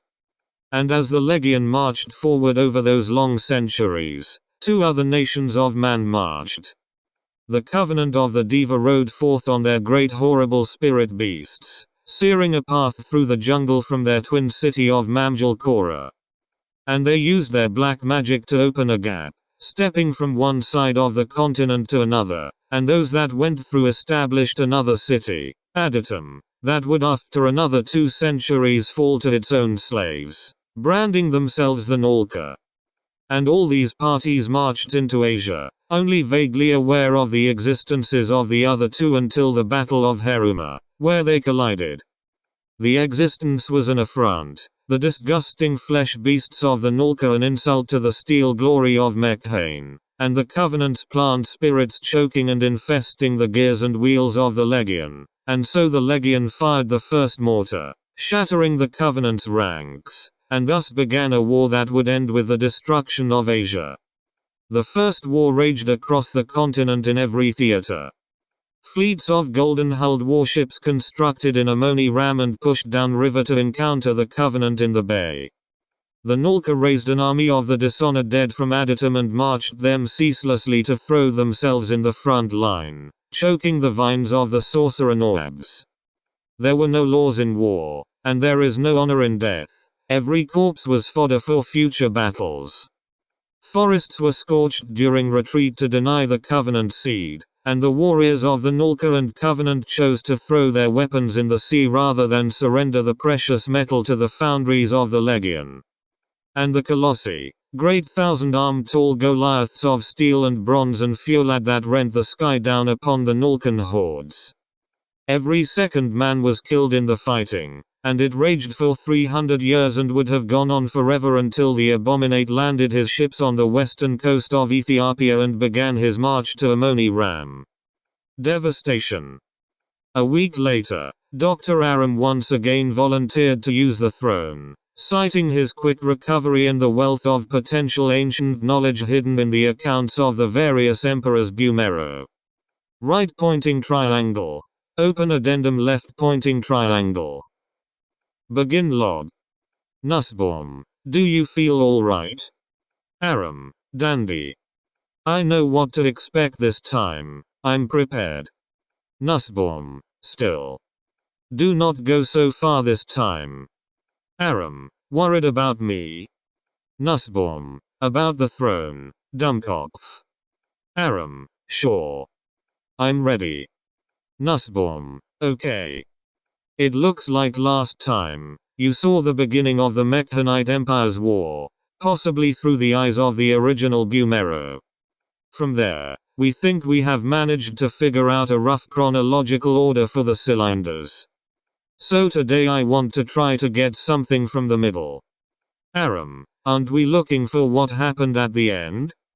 Nussbaum, I doubt you would be able to discern who exactly is attacking the city in the panic and confusion. We need to go slightly back, try to see if we can deduce which way the winds are blowing, what the nature of the Nulka and the Covenant are, exactly. Aram, okay. Nussbaum, we also need to try to figure out the historical standing of these empires, their influence on their contemporaries.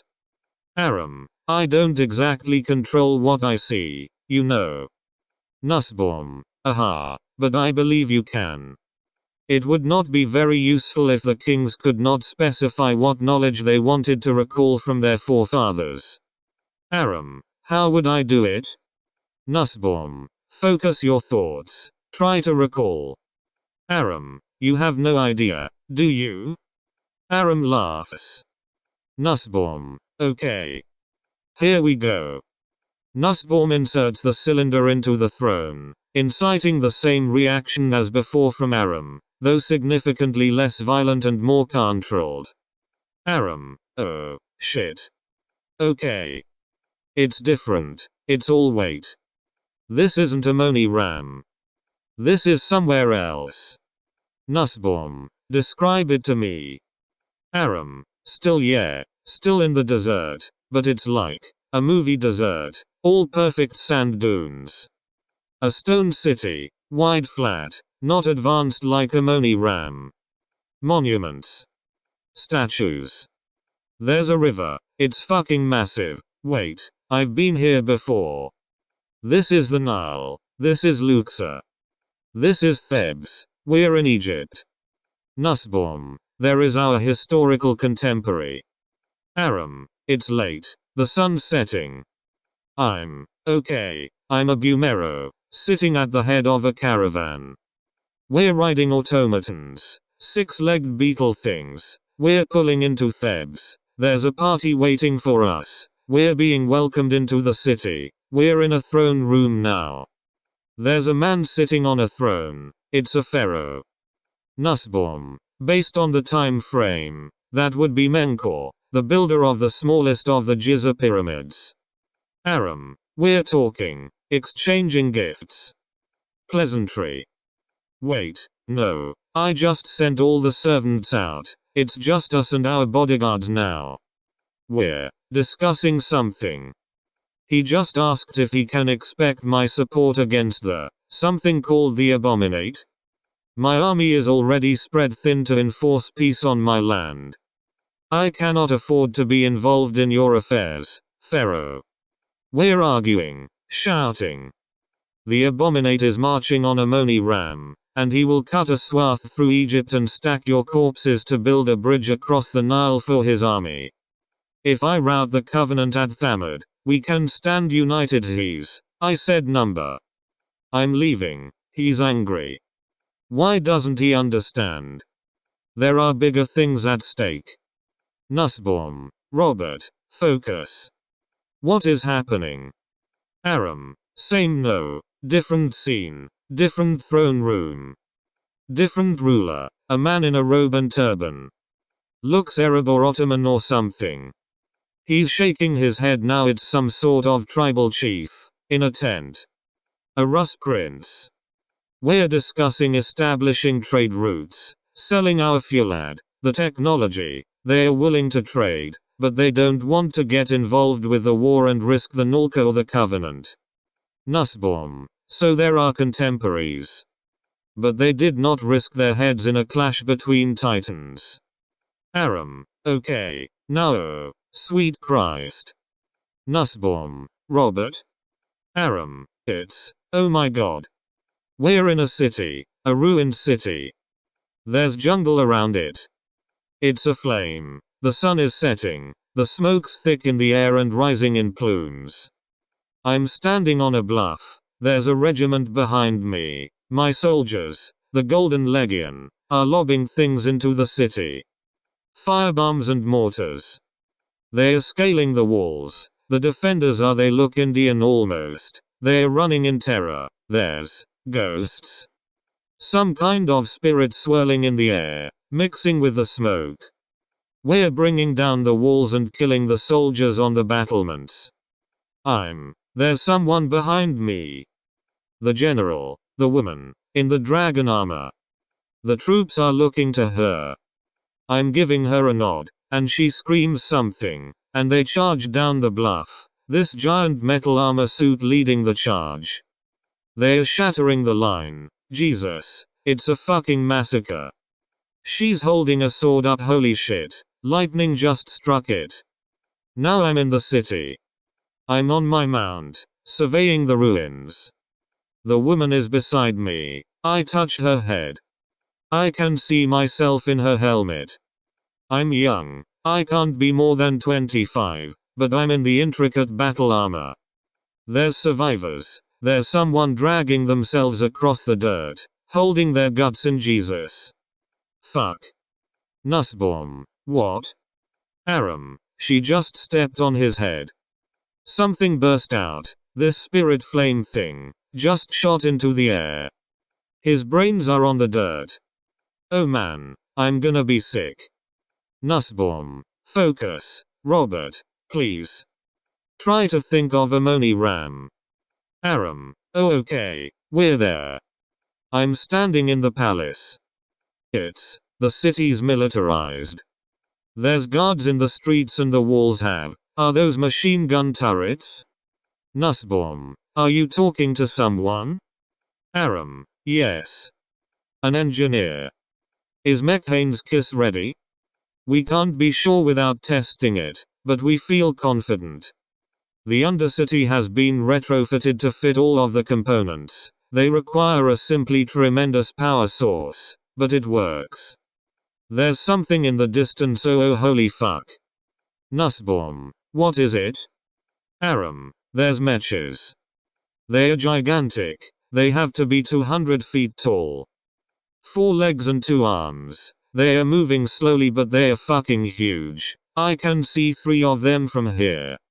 They are circling the city. Nussbaum. Are they approaching? Aram. No. They are enforcing a perimeter. They are our weapons. Oh man. This isn't a war. This is an apocalypse. Nussbaum. Okay. Time to take a break, I think. Aram. Yeah. Aram removes himself from the throne. Nussbaum. Robert? Aram. Yes. Nussbaum. When did you learn to speak Mekhanite and Egyptian? Aram. I have no idea.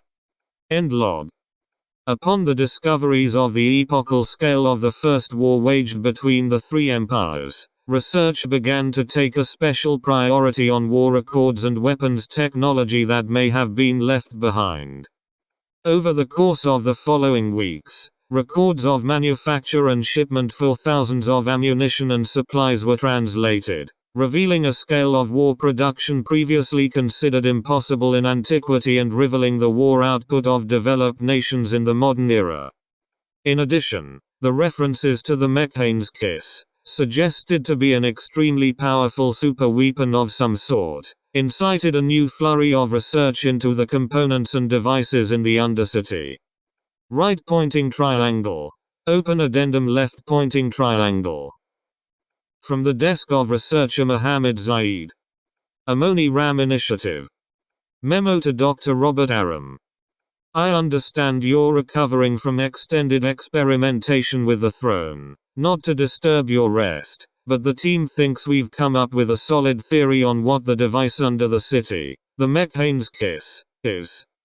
Just some background context. Some of the geologists that came in during the second wave of personnel made some interesting but, at the time, irrelevant discoveries, amounting to the revelation that the sand within SCP-001 is of a slightly different chemical composition to the sand outside it.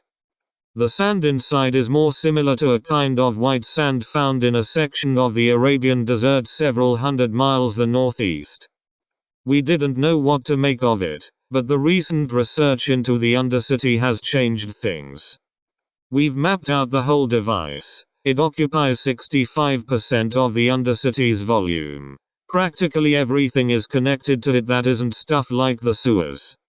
Its components have also become more understandable with our new experience on mechanite design, architecture and philosophy. The technology is antiquated, but it's almost all paratech, extremely powerful conduits, converters, connections, etc., all terminating in a small chamber emitting extremely high levels of radiation. We sent a protected probe in, warding it. It melted a few minutes later, but we ran the pictures and energy signals against the database and got nothing.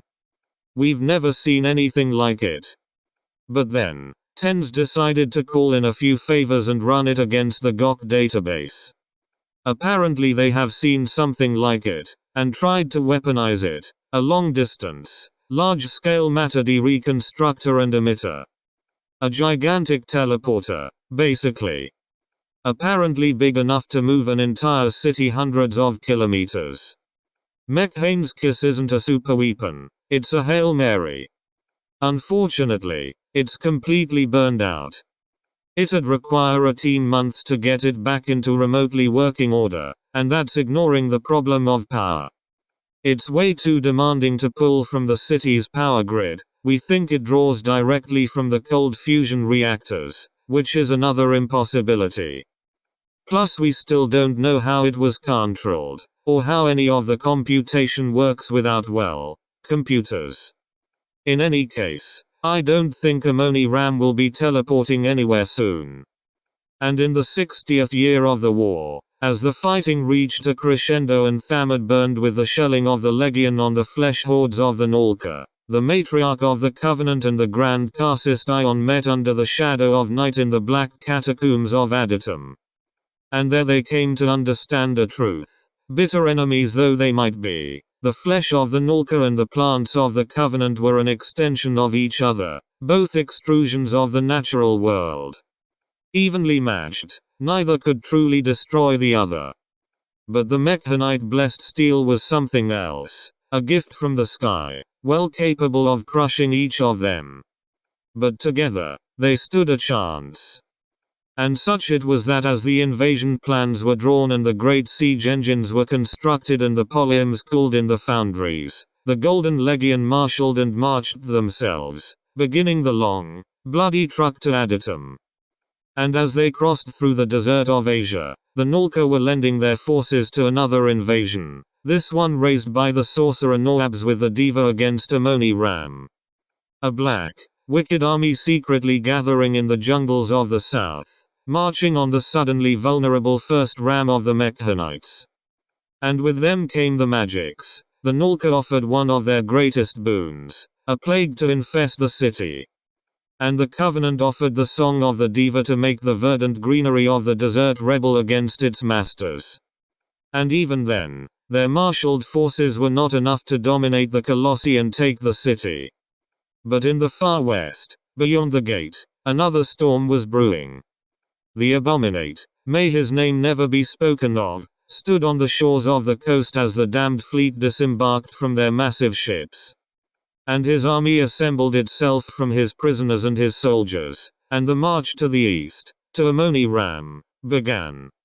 The city settled between two unstoppable forces, neither aware of the other's presence, as the two armies pushed to the walls of the city and the head of its king, queen, and general.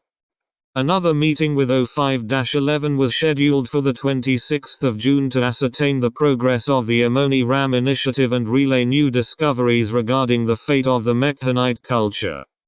On the 25th of June, an unidentified aircraft was detected 10 kilometers away from SCP-001. Upon confirmation that the aircraft was approaching SCP-001's entrance, AF-01 radioed it asking for identification. The aircraft responded with valid Overwatch command credentials, coming to a close landing and allowing O5-11 to disembark and enter SCP-001, escorted by MTF Alpha-1 Red Right Hand. Right pointing triangle. Open addendum left pointing triangle. Begin log. O5-11 is standing in one of AMONI-RAM's thoroughfares. An Alpha 1 agent stands on every nearby corner and window. The sun is directly overhead, but the cooling and power units on the street corners keep the air at room temperature.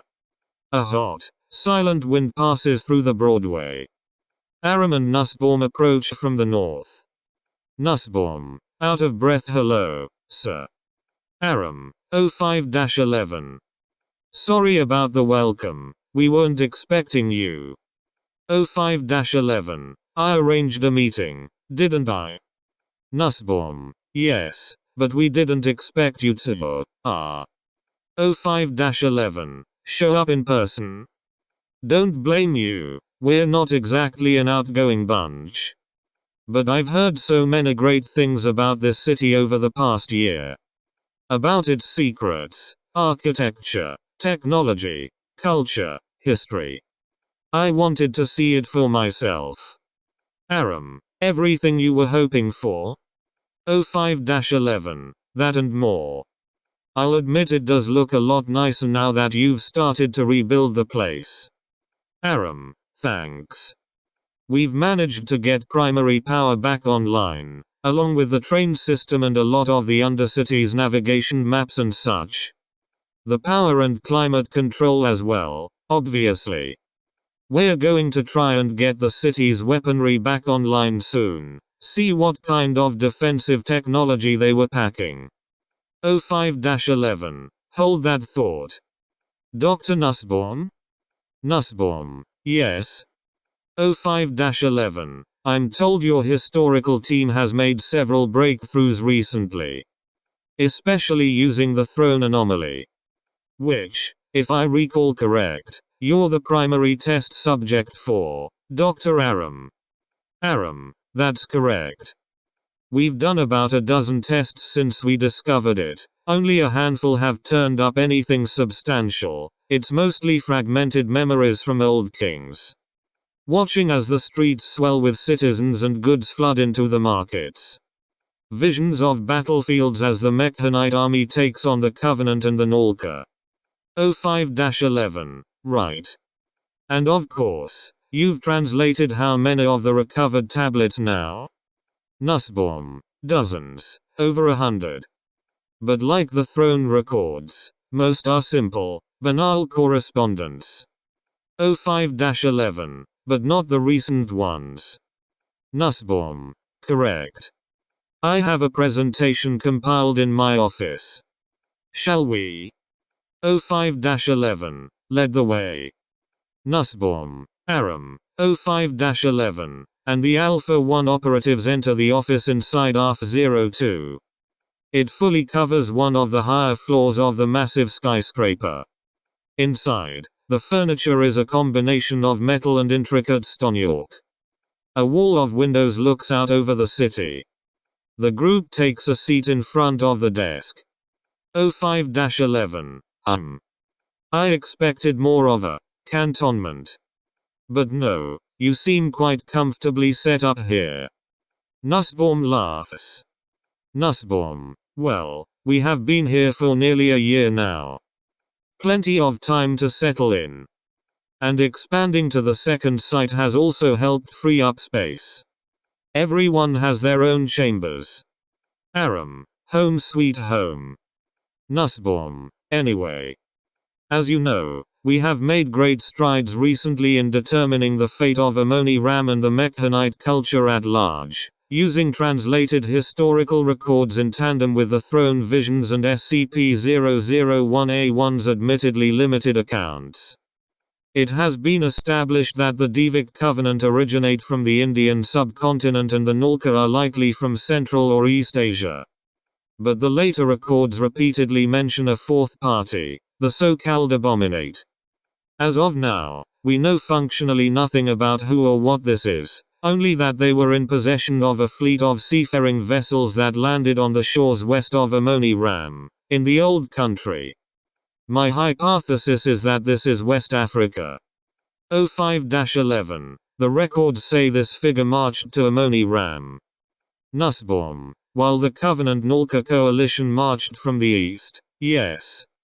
05-11, An army crossing the entire breadth of the Sahara 4,000 years ago is hard to believe. Aram, it's not the strangest thing we've seen out here. Nussbaum, indeed. We also have reason to believe that the Gobi Desert was a significant theater in the First War, which would suggest the three primary cultures also had some sort of experience warring in deserts. 05-11. You say three primary cultures. You don't include the Abominate in the equation? Nussbaum. We are not sure if they are human yet, much less a distinct culture group. The Aegean tablets also do not mention any fourth party in the First War.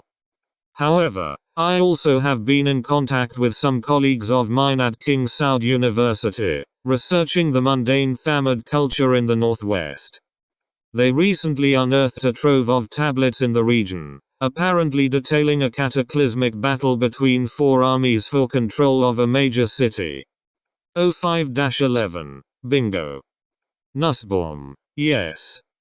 I already have some people translating it. It is quite complex, but full translations should be ready within the month. In any case, the Mekhanite records we have found indicate that in the later stages of the war, the Nulka and Divik Covenant allied themselves to take AMONI-RAM while the Mekhanites' Golden Legion marched across Asia to Aditum, the Nulka capital. This covers three of our armies, and evidently the Abominate is the fourth. But they also imply that the combined force of the Nulka and Divik Covenant was not enough to take the city, that the Abominate, whatever it is more responsible for the fall of AMONI-RAM. 05-11. Goddamn. That's disconcerting.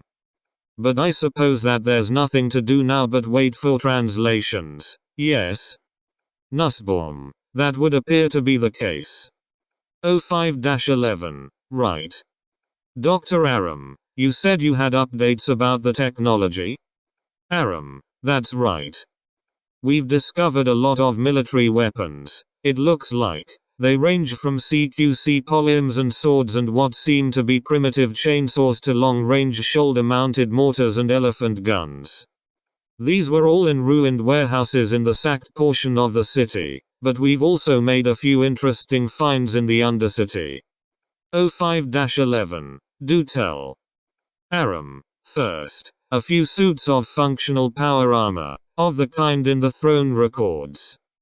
Exoskeletons to enhance strength, speed, durability, power, some of them even flight capable through gravity-defying paratechnology. Unfortunately, they were unusable without mechanite implants to link to. 05-11. Well, that's a goddamn shame. Aram. Was. A few days later, SCP-001-A directed us to another chamber in the Undercity. This one filled with assembly lines, industrial sections, and crates on crates of mechanite implants. Fuelad steel bionic arms, legs, prosthetics, torso cages, even heads. And of course sensory implants, replacement visuals and sensory suites, just like ours. The Foundation already gives those things out like candy, so I think they are worth experimenting on, with D-Class. 05-11. You want to outfit D-Class with millennia-old cybernetics so you can put them inside highly destructive mech suits? You know I can't approve that, Robert. Aram. I see. 05-11. The risk is just too great. Aram. Sure. Okay. In the meantime, we'd like to try and see if the city's defensive systems still work. The ones I saw in my visions. The mechas, the gun emplacements. 05-11. These visions. You trust them? Aram. I do. Seen them with my own two well, not eyes, but you know what I mean. Why wouldn't I? 05-11. Maybe I'm just old-fashioned, but I don't lay my faith in all the technology quite so easily. I'd be wary. But, if what you said is true, then there's at least two super weapons in the city that the Foundation could deeply benefit from. Those colossus are impressive. And, of course, the teleporter. Mechani's kiss. Aram, it's not. Yes, sir. I'm going to need lots of supplies. Deuterium and tritium, most importantly. We're going to try and bring those cold fusion reactors online. 05-11, that's a big ask. And a dangerous one. We'd like to know how the city was destroyed before we accidentally blow it up, ha. Aram, we've already mastered most of the technology we've discovered, and we do have Preserver to assist us still. 05-11, SCP-001-A1, yes. Still.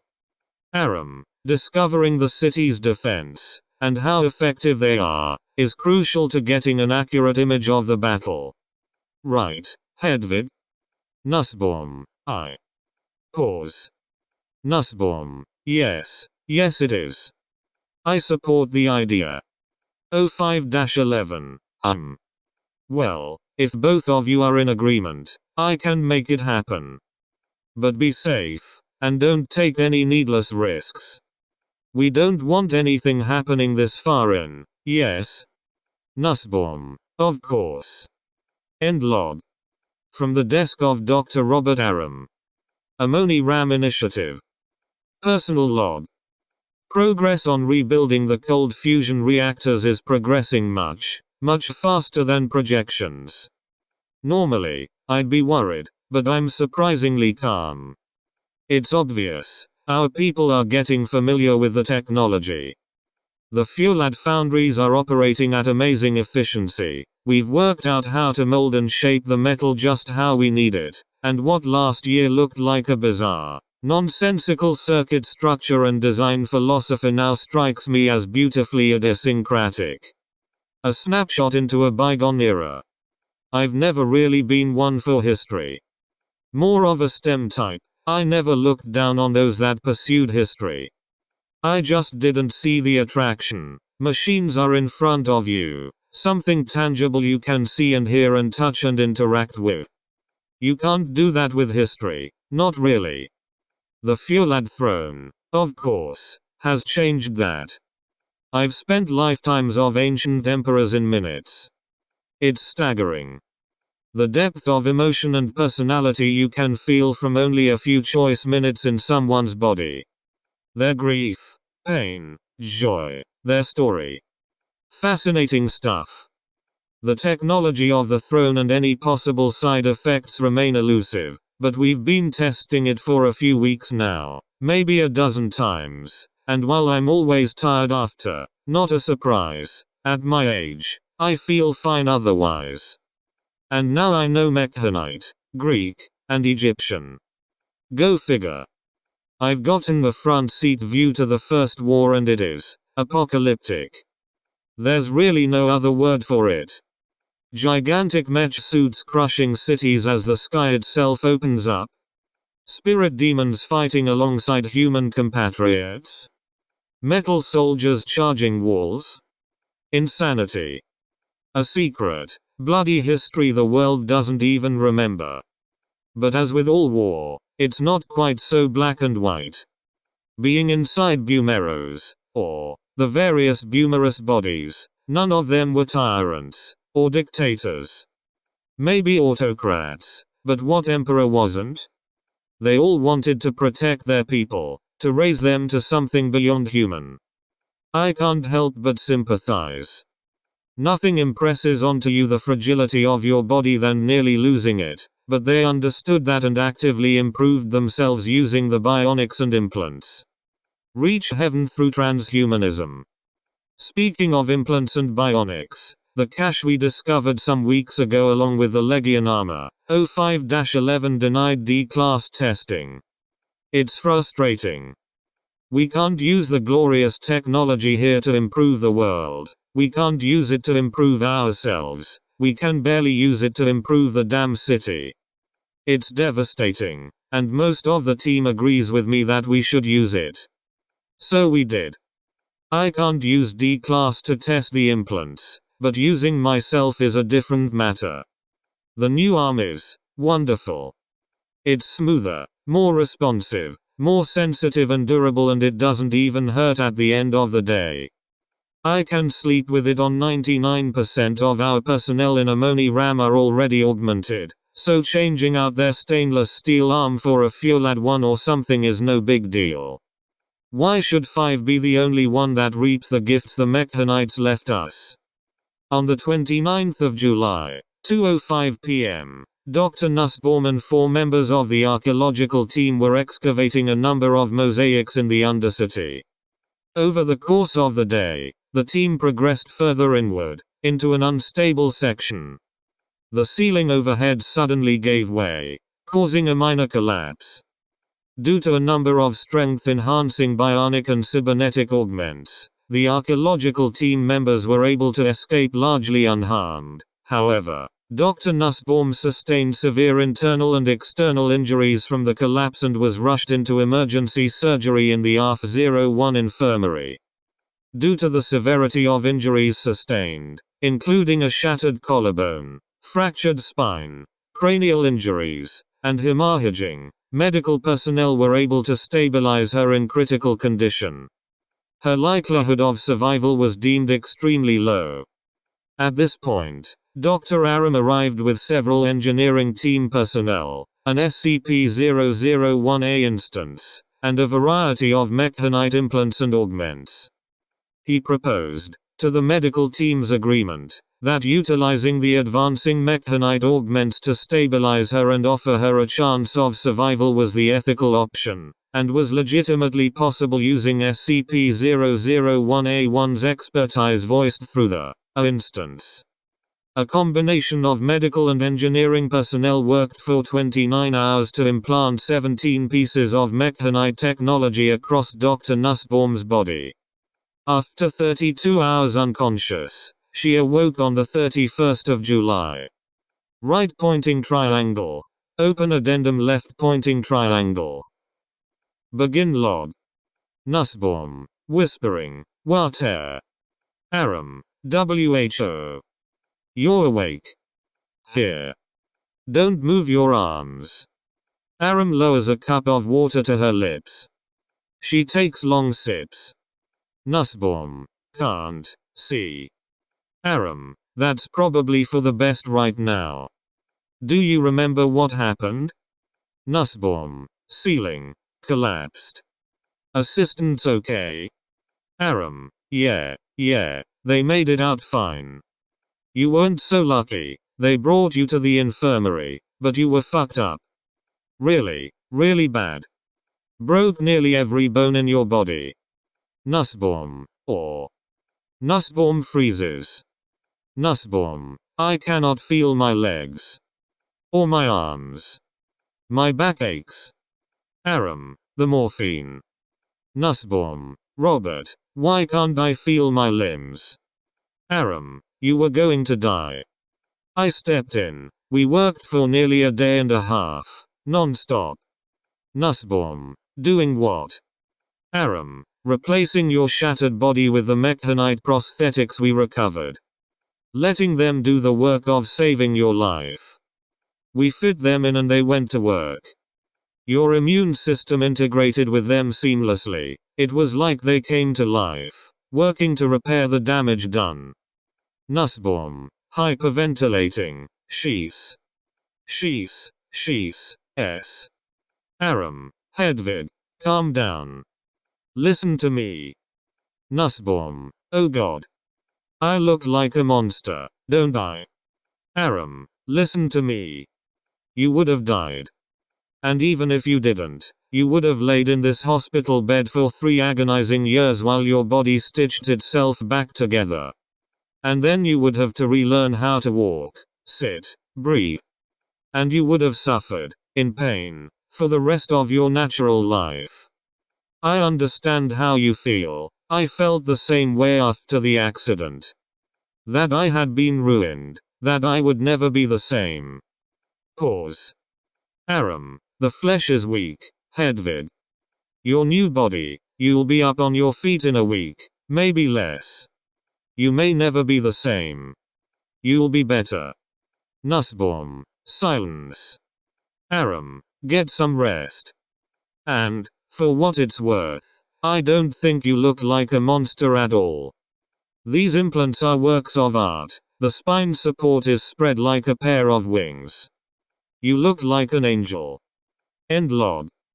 Dr. Nussbaum continued her recovery for 2 weeks in SCP-001, refusing medevac to Area 66 in Sinai upon seeing the extremely rapid recuperation offered by the implants. Evaluations by medical personnel provided insight into the enhancements offered by the mechanite augmentations. Internally, they integrated with her immune and nervous systems, offering fine, instinctual control and an increase in healing speed. Due to the relative lightness of the fulad metalwork compared to steel, her body mass did not shift considerably. However, her strength, lift capacity, running speed, pull weight, and a suite of other measurements vastly increased in the weeks following her recovery.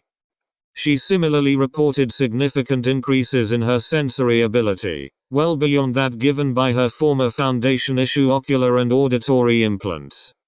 The spinal brace and its external portion, an artfully crafted pair of wings able to be extended and retracted by the user, allow a limited but notable ability to glide on strong updrafts. On the 28th of August, Dr. Nussbaum declined an offer of a desk position in Area 66, choosing to continue her work as project co-lead of the AMONI-RAM initiative. Dr. Aram was reprimanded for his unauthorized use of potentially dangerous anomalous artifacts on a colleague and himself, but was not given disciplinary action considering the extenuating circumstances and Dr. Nussbaum's expressed gratitude to him, stating that if she had been conscious, she would have consented to the procedure. Right pointing triangle. Open addendum left pointing triangle. Interviewers: Dr. Hedvig Nussbaum and Dr. Robert Aram. Subject: SCP-001A1. Begin log. Aram: hello, Preserver. SCP-001A1, you return. My eyes informed me of the accident. You have my sympathies, Hedera. Nussbaum: my name is Hedvig. Pause. SCP-001A1, of course. My apologies. Nussbaum: yes, well, thank you. I am told you helped the team save my life. Aram: they did. Nussbaum: how did you know? SCP-001A1, my automata scour the Undercity. I saw a structural failure in that sector, and dispatched several units to warn you. I was too late. Nussbaum: if you were too late, I would not be here now. SCP-001A1, indeed. You are an impressive sight. Nussbaum: excuse me. SCP-001A1, you are the first human I have seen with full augmentations. The way it used to be done. The way we all used to be. Nussbaum: oh, right. I suppose this was standard fare in your time. SCP-001A1, yes. My memories inch closer. I remember receiving my first, my left hand, made of a polished red. Nussbaum: right. We came by to tell you that we have nearly exhausted the records and cylinders you led us to. They are fascinating, but they do not explain what happened to AMONI-RAM after it was marched on by the Nalka, the Covenant, and something called the Abominate. Aram: which makes sense. If they were being invaded and sacked they wouldn't be writing stuff down. But you're still here, so we were hoping you'd have something. SCP-001A1, I do. I remember gargantuan spirit beasts that dwarfed the Colossi, forced them back. I remember catapults and trebuchets and great siege engines pelting the buildings with strange glass projectiles. Our confusion until we investigated the damage and the plague swept through our ranks like a wildfire. I remember the Abominate lowering the great door to the city with a single spell.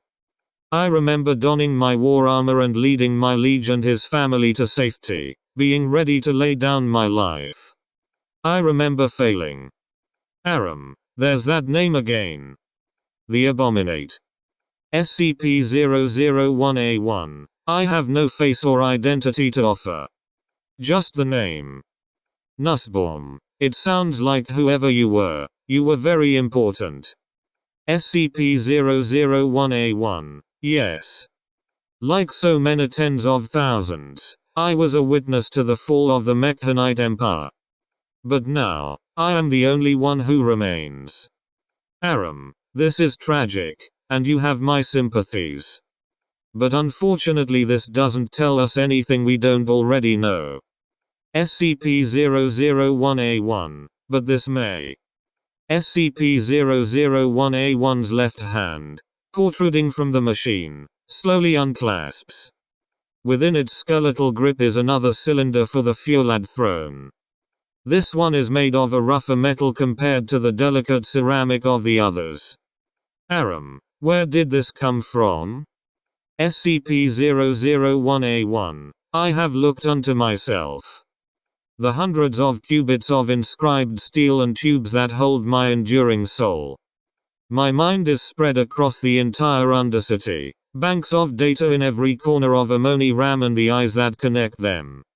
And I have seen, in the deepest reaches of myself, a shrine. Nussbaum. What kind of shrine? SCP-001A1.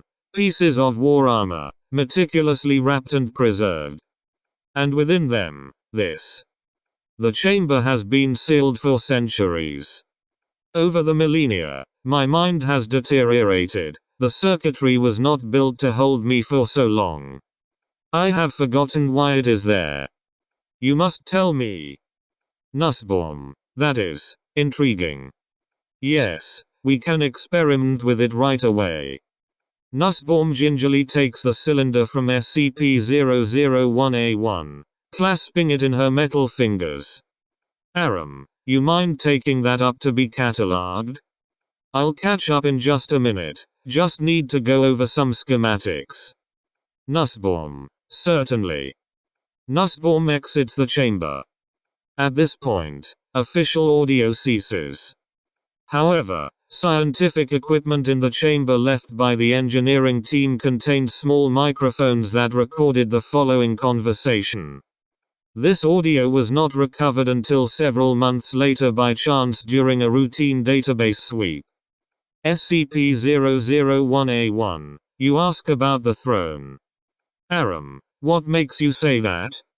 SCP-001A1, you seek the ability to command change. You resent the limitations of your station. Aram, I've no idea what you're talking about. SCP-001A1, the Fuelad throne was forged from the very first sheets of the metal shorn from Mekhane's body. A throne is more than a symbol of power. It is an instrument of power. Aram, what do you mean? SCP-001A1, you have already noticed it, haven't you? Pause. SCP-001A1, your voice carries weight. You command attention. Just now, she didn't even protest, simply followed your order. Aram, I'm the project head, of course they listen to me. SCP-001A1, listening is an act. Obedience is beyond that. Pause. SCP-001A1, you have seen the engravings. When the throne was forged at the dawn of the era, Bumero's people bowed to it, and spread forth across Asia like gleaming sword, laying down their lives for their lord. The throne contains the power to dominate lesser minds. The kings who sat on it used this. And now, with every seat you take on it, you invoke the memories, the name, the power of the kings of old. Aram, why are you telling me this? SCP-001A1, surely you see it by now. The parallel, time is a flat circle, and it swallows its own tail like a sand serpent. You have seen Bumero's memories, You have seen Hedera's wings. Look around you. Aram, this is ridiculous. Aram turns to leave. SCP-001-A1, you seek to change the world. Make it more accepting to people like you and her. So did he. The voice of the Emperor is yours now. Do not squander it. End log. The following day, another experiment was scheduled with the throne using the cylinder provided by SCP-001-A1. Right pointing triangle. Open addendum left pointing triangle. Begin log. Nussbaum. Alright. This cylinder is slightly different, but the process will presumably be the same. Aram, I'm ready. Nussbaum. Actually, I was thinking perhaps I could handle this one. Aram, what? Nussbaum, I have gotten familiar with the. Nussbaum flexes her prosthetic limbs. Nussbaum, yes, A1 told us that the necessities to use it were augments and the fist. These implants are original mechanite technology dating back to the Empire. It is possible they may let us see more. Aram, I guess. But they are an unexpected variable. They could interact differently too. Nussbaum, we cannot know until we try. And we have not exactly shied away from trying experimental procedures. The wing arrangement on her back briefly unfolds and extends to its full width before collapsing back in. Aram, yeah. Fair point. I don't know, I don't know. Nussbaum, are you alright, Robert? You're acting strange. Aram, I'm fine. It's fine. You can do it. Just, be safe. Nussbaum takes her seat in the throne, pulling the fist onto her left arm and inserting it into the depression. Behind her, Aram places the cylinder into its socket and turns it. Nussbaum's head jerks back and her eyes glow golden, but her reaction is significantly more tempered than Aram's first exposure. Nussbaum, oh goodness. Aram, you're taking it better than me. I imagine the implants have to do with that. What do you see? Nussbaum, oh god, it is loud. I'm standing there. I am standing on the walls of the city, the Eastern Gate. It is morning, the sun is beating down on the desert. There are hundreds of us, soldiers, lining the walls and, gun turrets.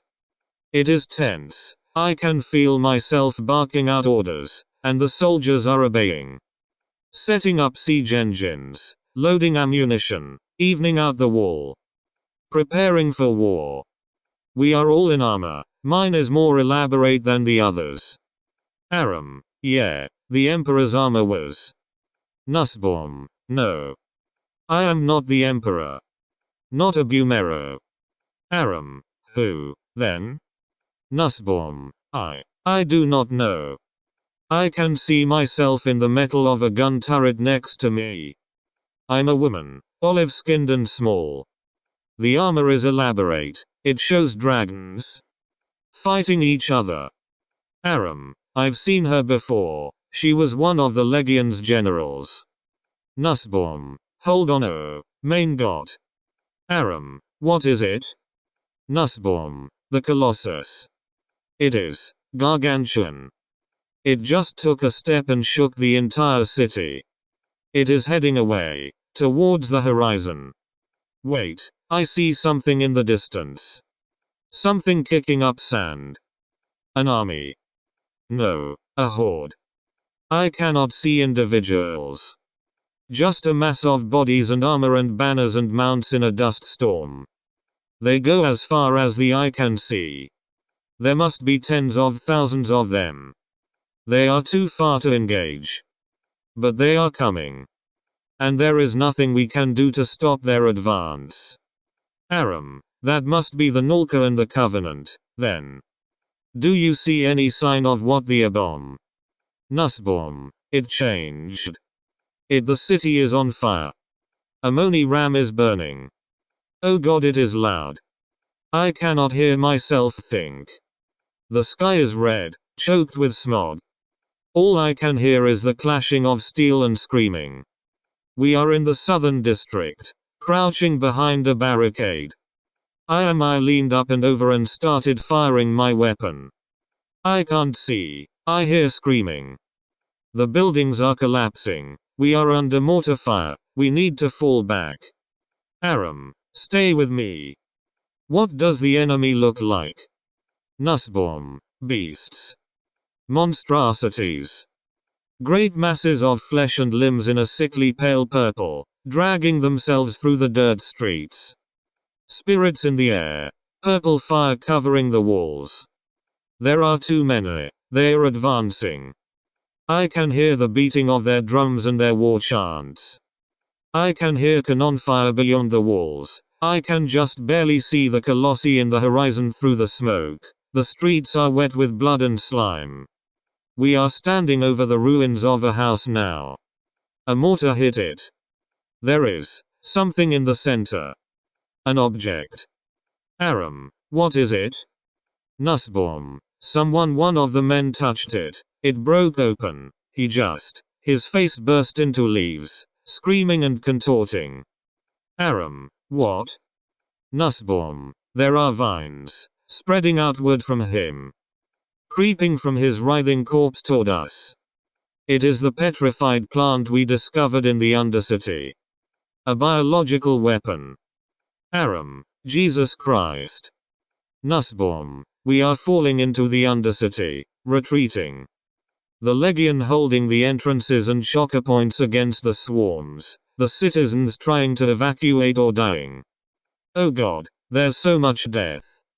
I just split a man open chin to groin, beheading one of the flesh beasts. Blood pooling in the golden channels of my short sword, splashing across my armor. Aram, focus, Hedvig. Try to call up image of the Emperor. Nussbaum. Why yes. I am in the palace. The city itself is shaking. The Legion is holding the palace against the Horde. Bumero is on the throne, with his wife. My lord, we must leave. They have taken 3 of the gates. We will not have a chance for much longer. Aram, he's not going to leave. Nussbaum. No. He stands up. He is in his war armor, all gleaming gold and silver plate, big enough to block out the sky. He leans down. You must go, Shahashna. Aram, what did he say? Nussbaum. Shahashna. I do not recognize the word. It seems similar to the words for protect or guard. Aram, we can figure it out later. Nussbaum. Yes. You must go and activate the kiss. We are arguing. I say the kiss is dangerous. That it cannot be ready. That it has no control mechanism whatsoever. That activating it manually could be disastrous. We have no other choice. Go. Your king commands it. I bow. He is preparing to go out and lead the defense. I will go and seat myself in the courtyard. This keep will not be breached, not while I draw breath. Aram, wait. Nussbaum, he is sitting in the same spot as the statue we found. Waiting, sword and spear in hand. Aram, oh, holy shit. It's not a statue. Nussbaum, I have left the palace. I am running across the city, to the nearest Undercity entrance. The mass of the Horde is still beyond the walls, but so many have breached the city. My blade sings, but I never stop. Slitting one's throat as I run past him. Gutting another beast. Crushing the skull of a Covenant summoner. There are so many. I must keep moving. Okay.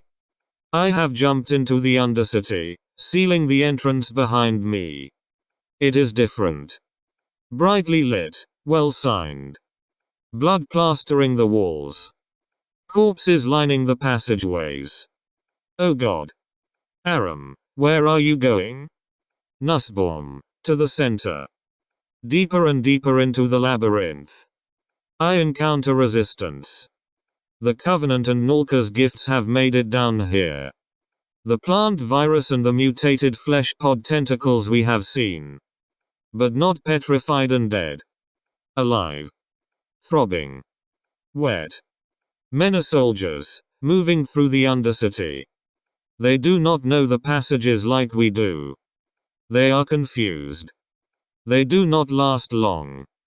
There are many families hiding in rooms and warehouses and dormitories and barracks. I cannot help them now. All I can do is keep moving. Aram, do you recognize any of the routes? Nussbaum, yes. I just rounded a familiar corner. Yes, I know where we are going.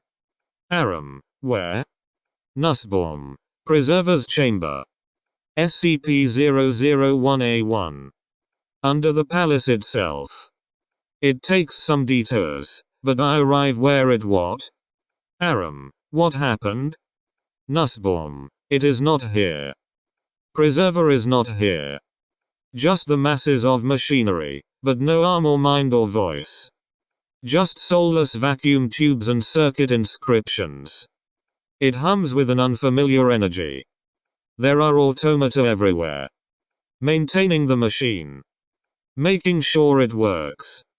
I look at it. I seal the chamber door behind me. It is just me. I hear a boom from above, and begin stripping off my armor. Aram, wait, what? Nussbaum, I need to interface with God. I understand now. Aram, what? Nussbaum, Shahashna. It's close to guard and protect, but in a noun form. It means one who guards. A preserver. Aram, oh, fuck. That's why preserver isn't there. Oh, fuck. Nussbaum, I have disrobed. The armor lies in a heap. I reach out and touch. Nussbaum's eyes glow golden and she writhes in the throne, her back arching wildly. She lets out a long gasp before going limp, sinking back into the throne. Aram, Hedvig? Hedvig, can you hear me? Nussbaum, yes. Yes.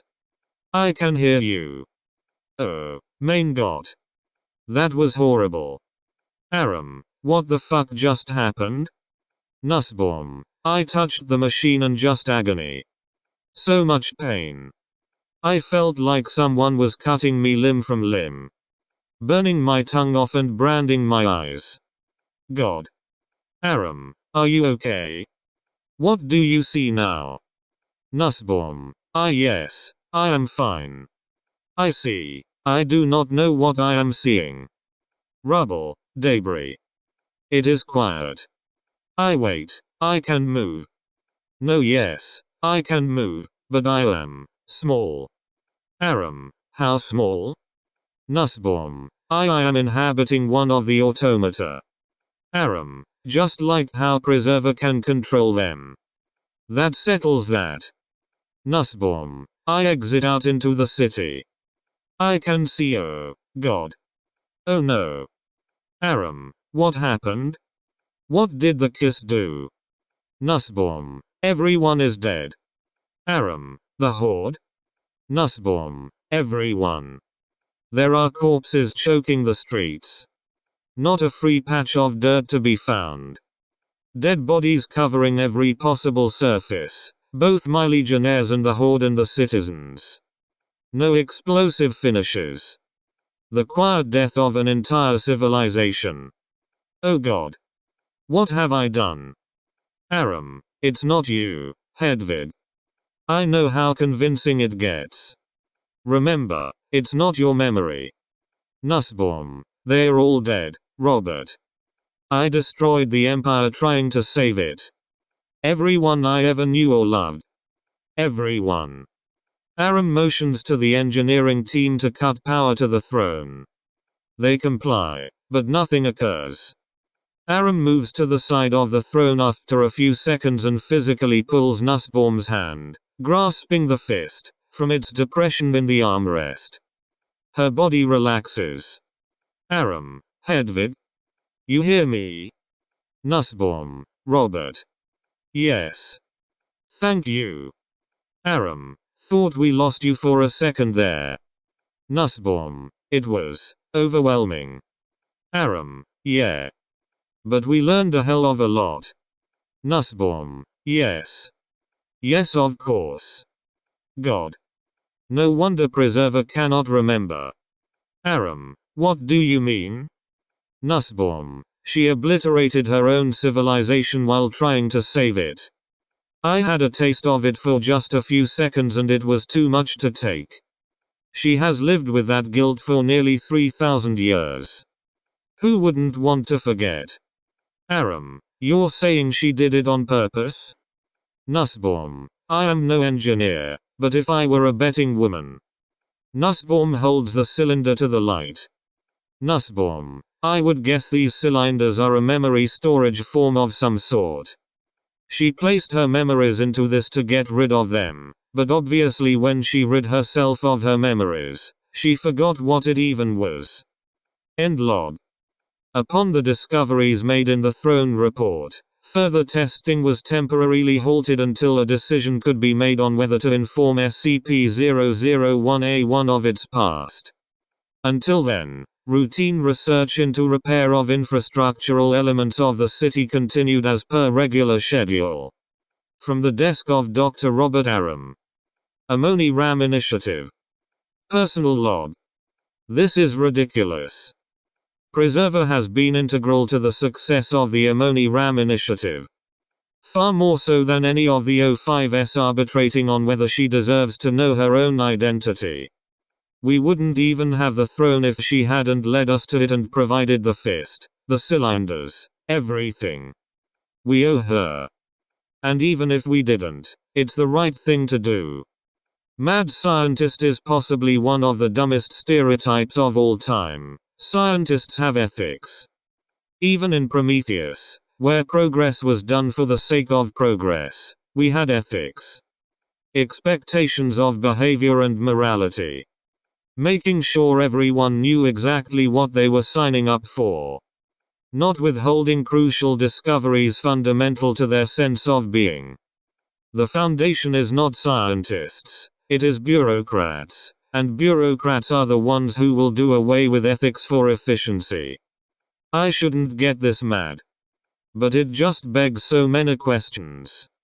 It's representative of how they think of this project. Not a font of tools to improve the world, but of information that needs to be suppressed and released when the world is ready. Visionaries do not wait for the world to be ready to present their idea, because the world is never ready. We force the world to change. In the 60s, augments were a rarity in the Foundation. Agents who got them were freaks. They were a last resort to maintain functionality. Then they realized we were better, faster, smarter, stronger. And look at us now. A project and 2 sites staffed entirely by augmented personnel. But they obviously don't trust Preserver, because she's a machine. Even though she's not, really. She was human once, but they can only think of her as a machine, to use, to exploit.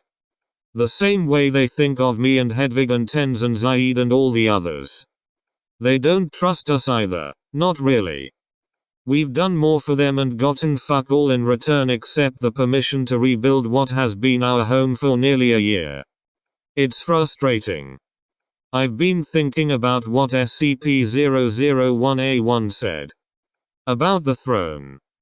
It's not true. There's no paratechnology that can force a psychic connection. That would require a staggering amount of power and all sorts of bullshit. But it makes me wonder. I've been probing Nussbaum, seeing if she responds like Preserver said she would. I don't know whether I'm delusional or looking for what I want to see, but I feel like there's something there. She just agrees to whatever. If it is true, and I'm not saying it is, it would logically extend to the others, too. Did they all agree to swapping out their augments with the mechanite ones because it was what they wanted? Or was it because it was what I wanted them to do? On the 30th of September, the O5 Council approved a plan allowing the involvement of SCP-001A1 in the siege of AMONI-RAM to be declassified to it, but withholding the details of its activation of Mekhane's kiss and destruction of the city. Doctors Aram and Nussbaum entered its chamber the following day. Right pointing triangle. Open addendum left pointing triangle. Interviewers: Dr. Hedvig Nussbaum and Dr. Robert Aram. Subject: SCP-001A1. Begin log. Aram: Preserver. Nussbaum: Hello again. SCP-001A1, welcome. It has been some time. Nussbaum: Yes, our apologies. Aram: Regretfully, we had to ask our superiors for some things before we could have this conversation. SCP-001A1, your superiors. Are you beholden to them? Nussbaum: Yes, in a way. Aram: Well, in any case, we can talk now. We performed the throne test with the cylinder you provided. It was illuminating. SCP-001A1, have you learned of my origin? My history? Nussbaum: We have, yes. The cylinder allowed me to tap into your memories. At least, we think they are your memories. SCP-001A1, you utilized the throne? Nussbaum: Yes. Is that a problem? Pause. SCP-001A1, number. Continue. Nussbaum: Yes, well. We encountered the memories of an individual seen repeatedly by Robert in Bumero's memories. A female soldier, one of the Legion's generals. Likely favored by Bumero due to their close personal relationship. Advising the younger king militarily during the First War, with campaigns into the east in all directions. SCP-001A1, I see. Nussbaum: We also discovered what happened to the city, in the end. SCP-001A1, tell me. Nussbaum: It was besieged by a united force of the Nulka and the Covenant of the Diva as well as an appearance by the Abominate. SCP-001A1, it is known. What more have you learned? How did they defeat us? Nussbaum: The Legion was marching on Black Adatum at the time, hoping to end the war decisively. The Colossi and the Home Army were the only ones left to defend AMONI-RAM. They used biological weapons, viruses, to attack the city and kill the legionnaires and civilians. The city was lost as soon as the first Colossus fell. SCP-001A1, did I serve my empire? Aram: Yes. You served your king and your people. You were instrumental in the defense of the city, both before and after the walls fell. You also tried to evacuate Bumero and Hedera, but he sent you away. As AMONI-RAM burned, you had a different mission. Nussbaum: Robert. Aram: You were told to hold the North Gate at all costs. Give the civilians a chance to escape the destruction. And you did. As the Horde swept over the walls and slaughtered everything in their path, you held the gate against 1,000 more sorcerers and spirits and flesh beasts. The only reason people escaped the massacre. SCP-001A1, they fled? Mekhanites walk the earth today. Aram: It's possible. Thanks to you.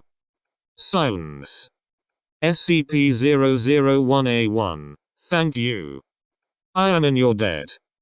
Aram: Just paying back our side of the bargain. End log. The following unfinished email draft was recovered from CNET email servers.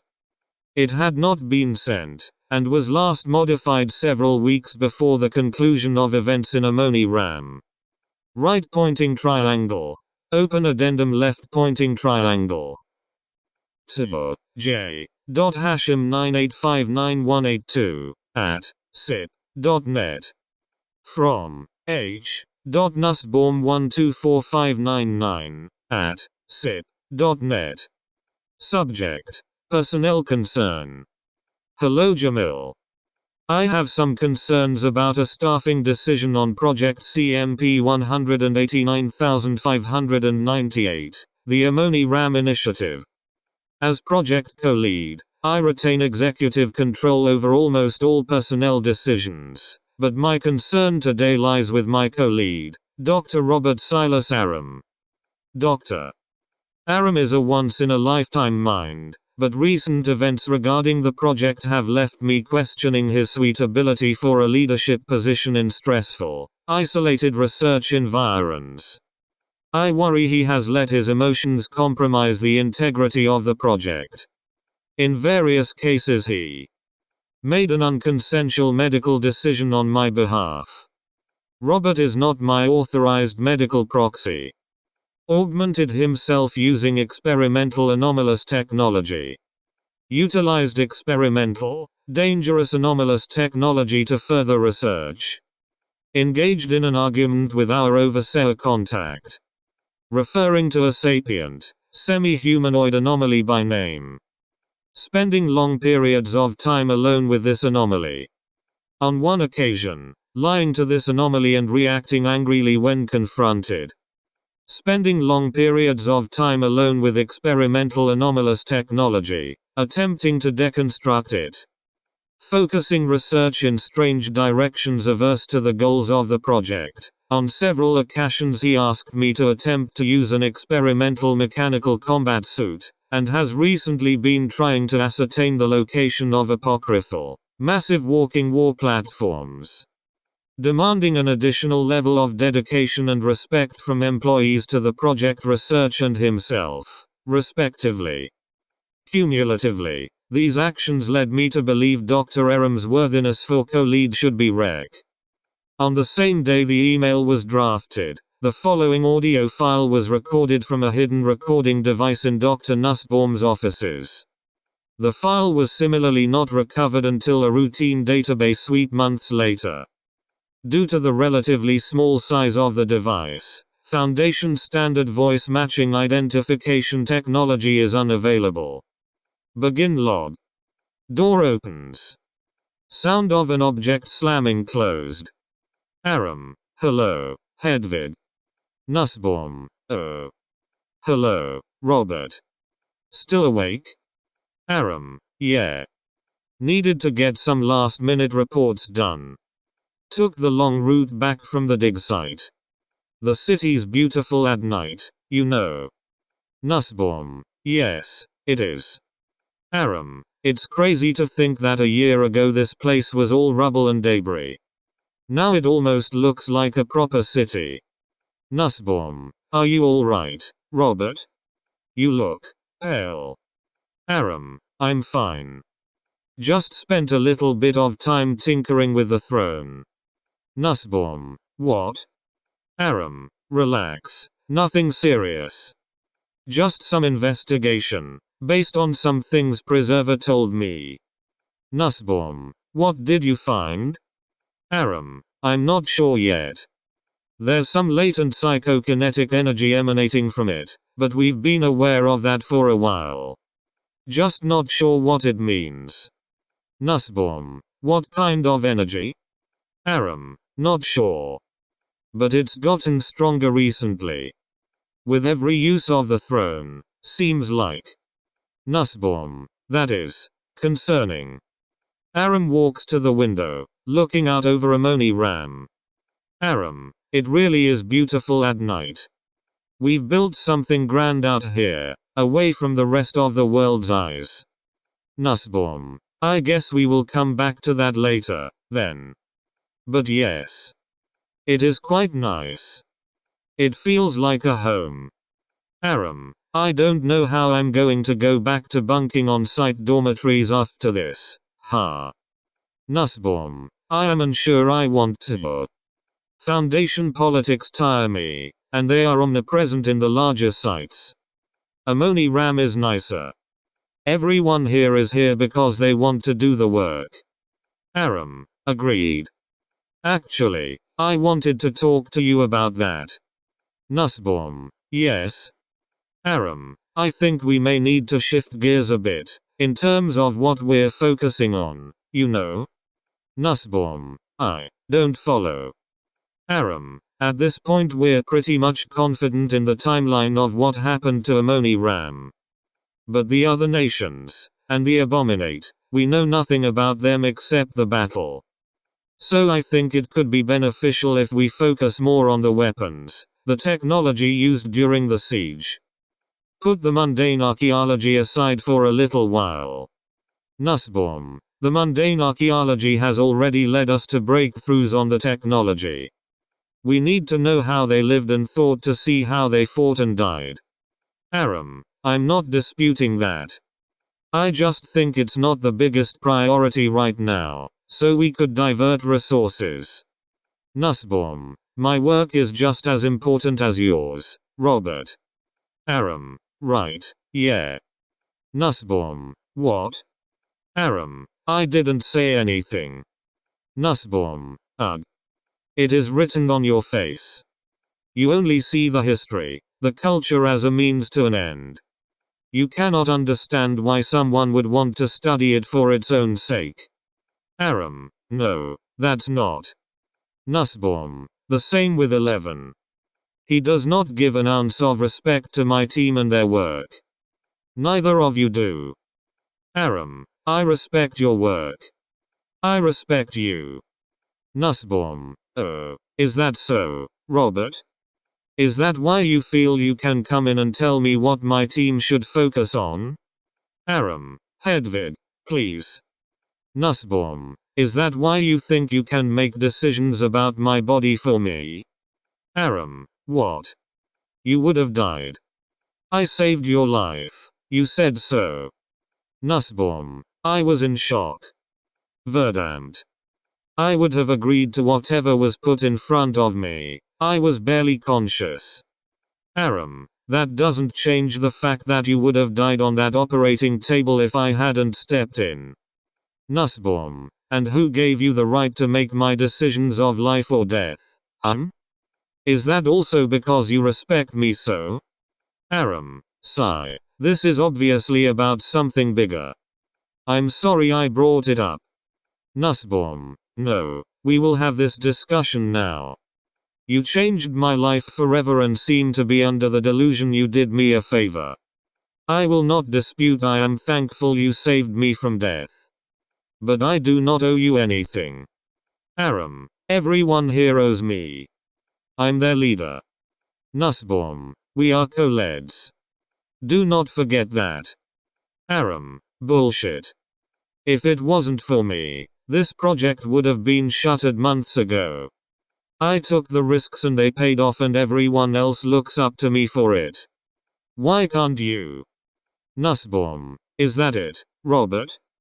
We are friends. I do not look up to my friends. They are my equals. Aram. Kings don't have equals. Nussbaum. Aye. Aram. You will listen to me. Your work has been secondary. You are secondary. The purpose of the initiative was to find the technology of the Mechanites. Their history was ancillary. Silence.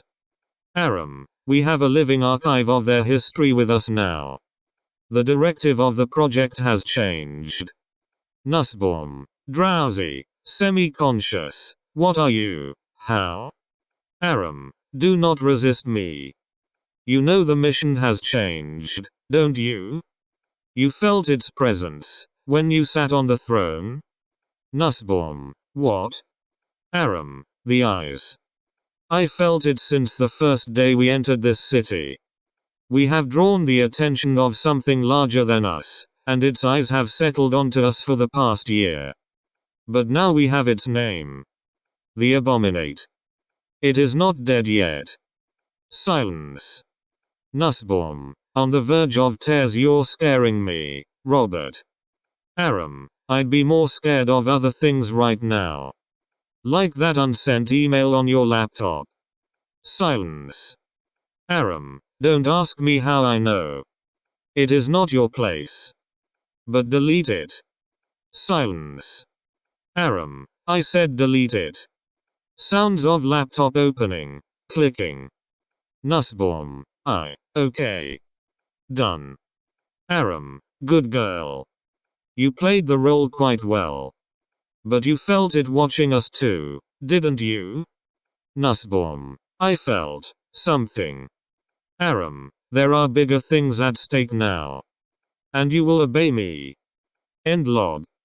Interviewers. Dr. Robert Aram. Subject. SCP-001A1. Begin log. Aram. Evening. Preserver. SCP-001A1. Aram. It is late. Something has changed. Aram. Yes. The engineering team found the old cisterns under the Eastern District and repaired the siege damage. We have plumbing, fresh water, power. The city's livable now. SCP-001A1. I saw. I refer to you. Aram. What do you mean? SCP-001A1. You have used the voice. Extended from a quiet whisper in your mind to the booming command. Demanding obedience. Aram. Even if I had, I haven't made anyone do anything they wouldn't have done anyway. I haven't. SCP-001A1. I make no judgment. You took the throne at my encouragement. This was not an unintended result. What have you used it for? Aram. Just exploring the breadth of it. The limits. How it works. SCP-001A1. Yes. But that is not what you came here to discuss. Aram. What makes you say that? SCP-001A1. The moon hangs in the sky. All your men sleep. She is not with you. Aram. Well, you're right. I didn't come here to ask you questions about the voice. SCP-001A1. Then speak.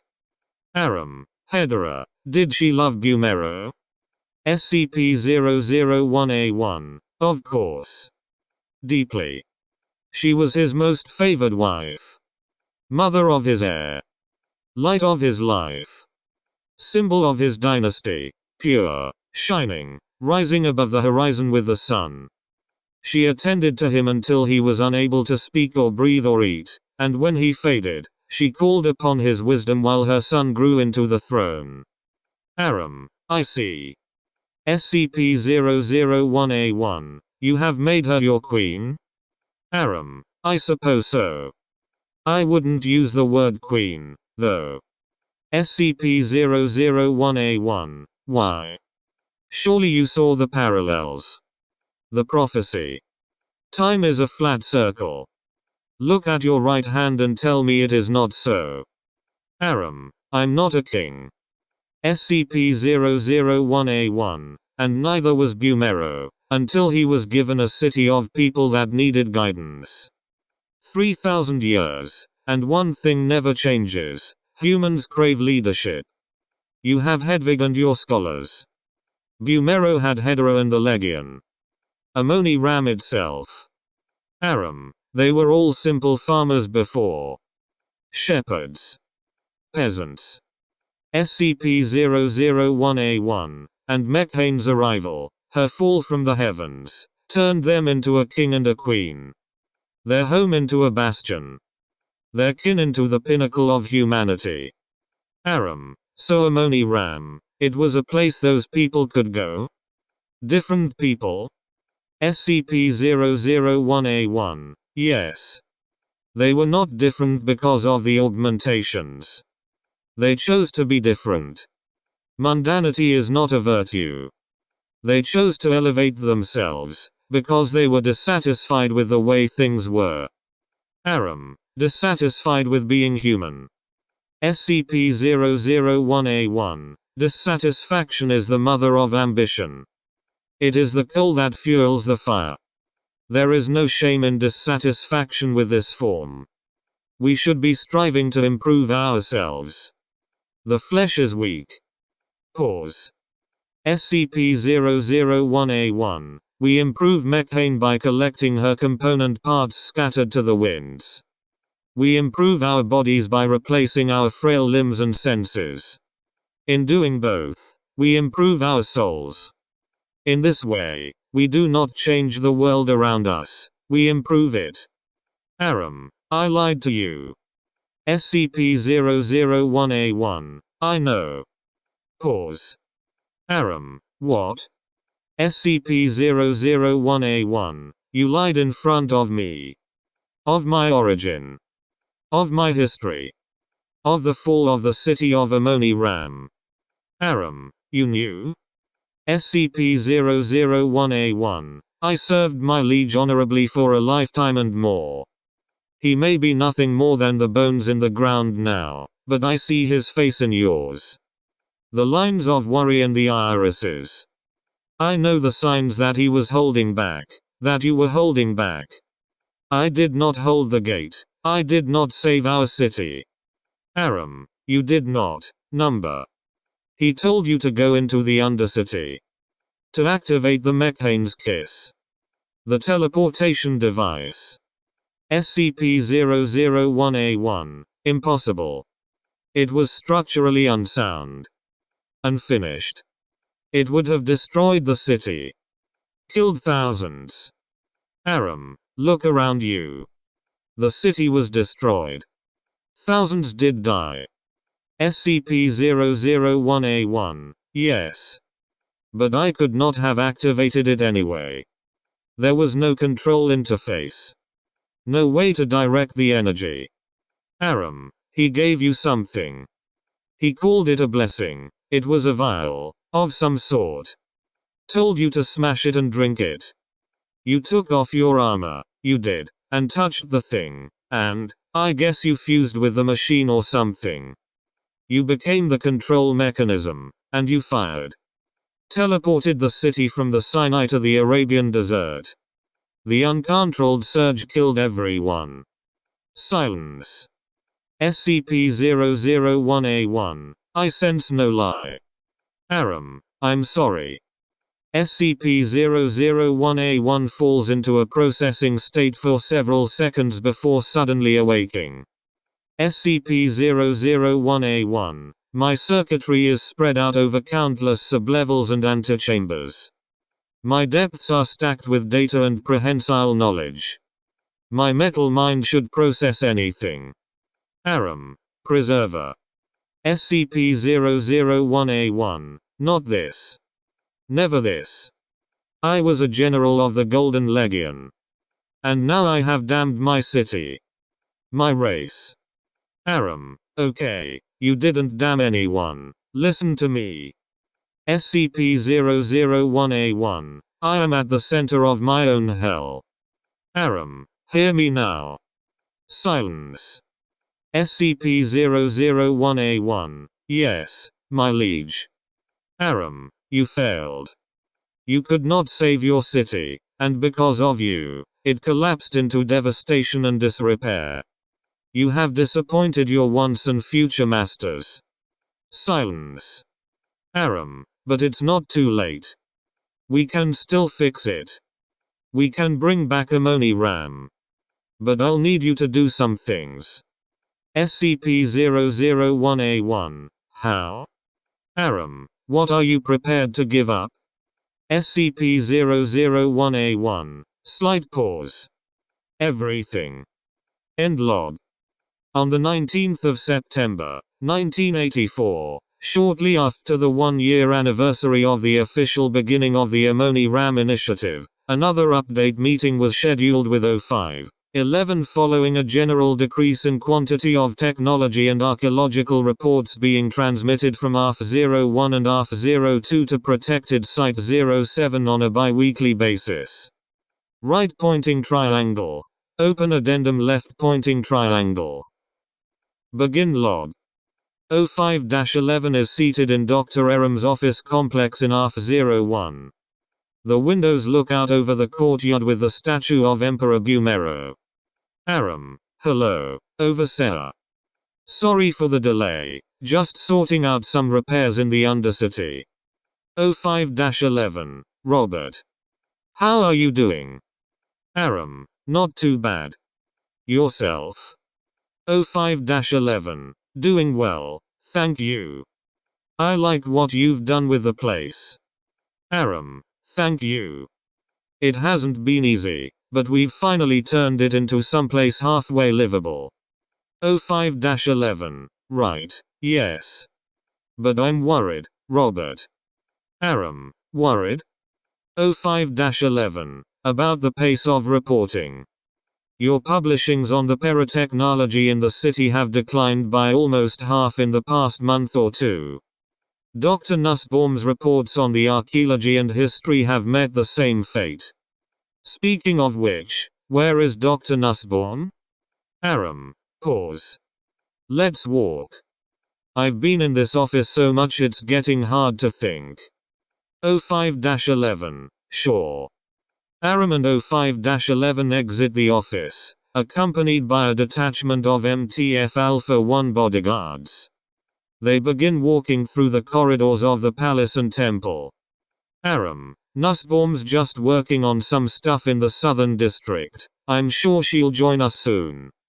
But you were saying? 05-11. I'm starting to think this project has run its natural course, Robert. Aram. What do you mean? There's still so much more to decipher. We barely know anything about the history, culture, peoples. 05-11. Since when have you ever been interested in that sort of thing? It's the technology, Robert. It was always about unlocking the secrets of the city, and you did that job phenomenally.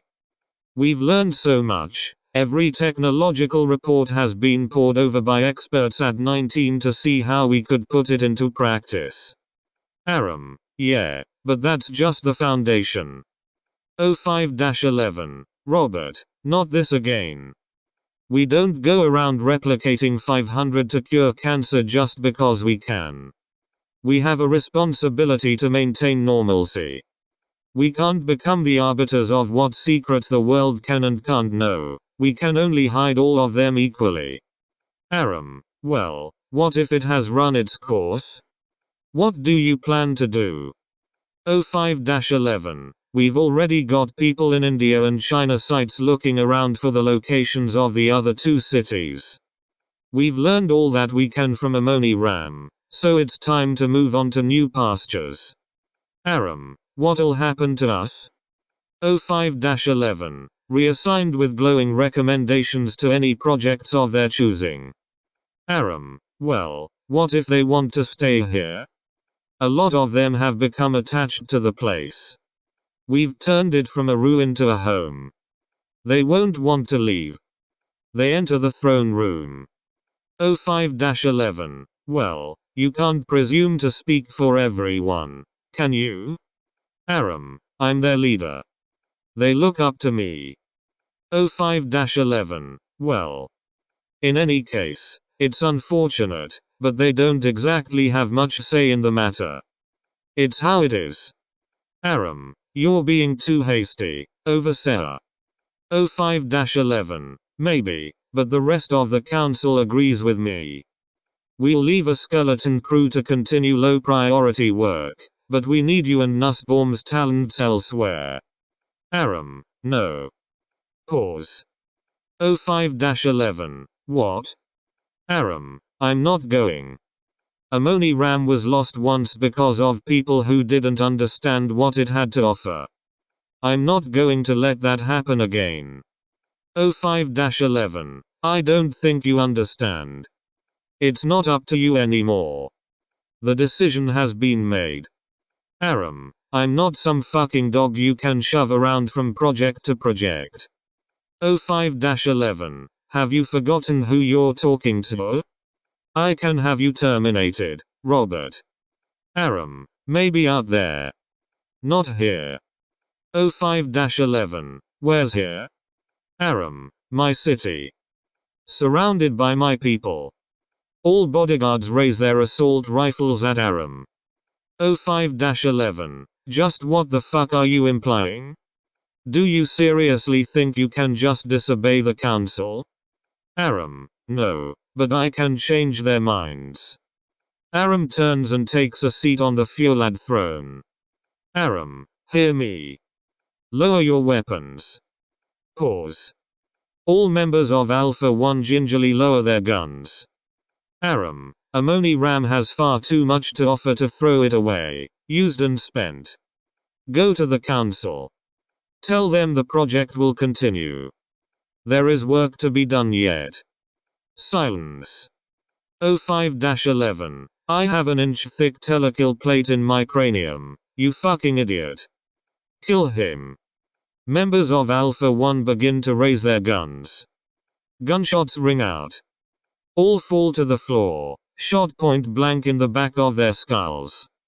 Behind them, a number of TRT India 3 Cherno personnel uncloak their personal shields.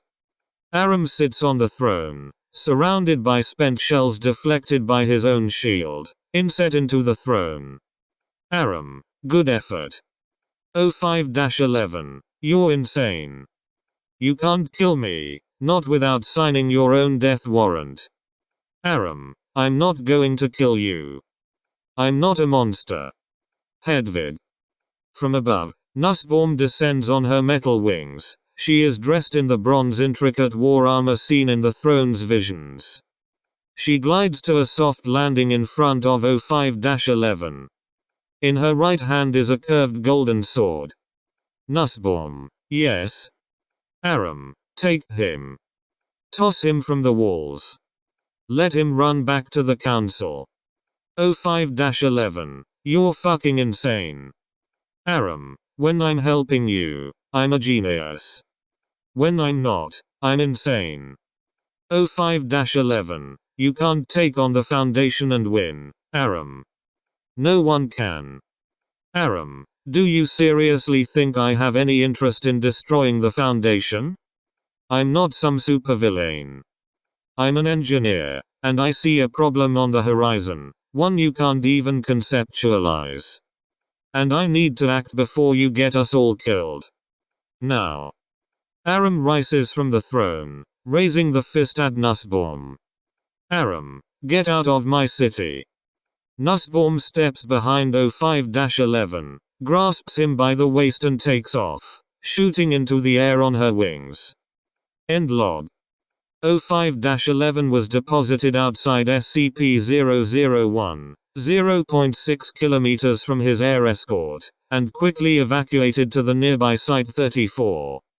An Overwatch Command emergency session was called to address the events in AMONI-RAM, and voted on whether to scramble several task forces in the region and use military force to regain control over SCP-001. Council vote summary. Yay. 05-01. 05-02. 05-03.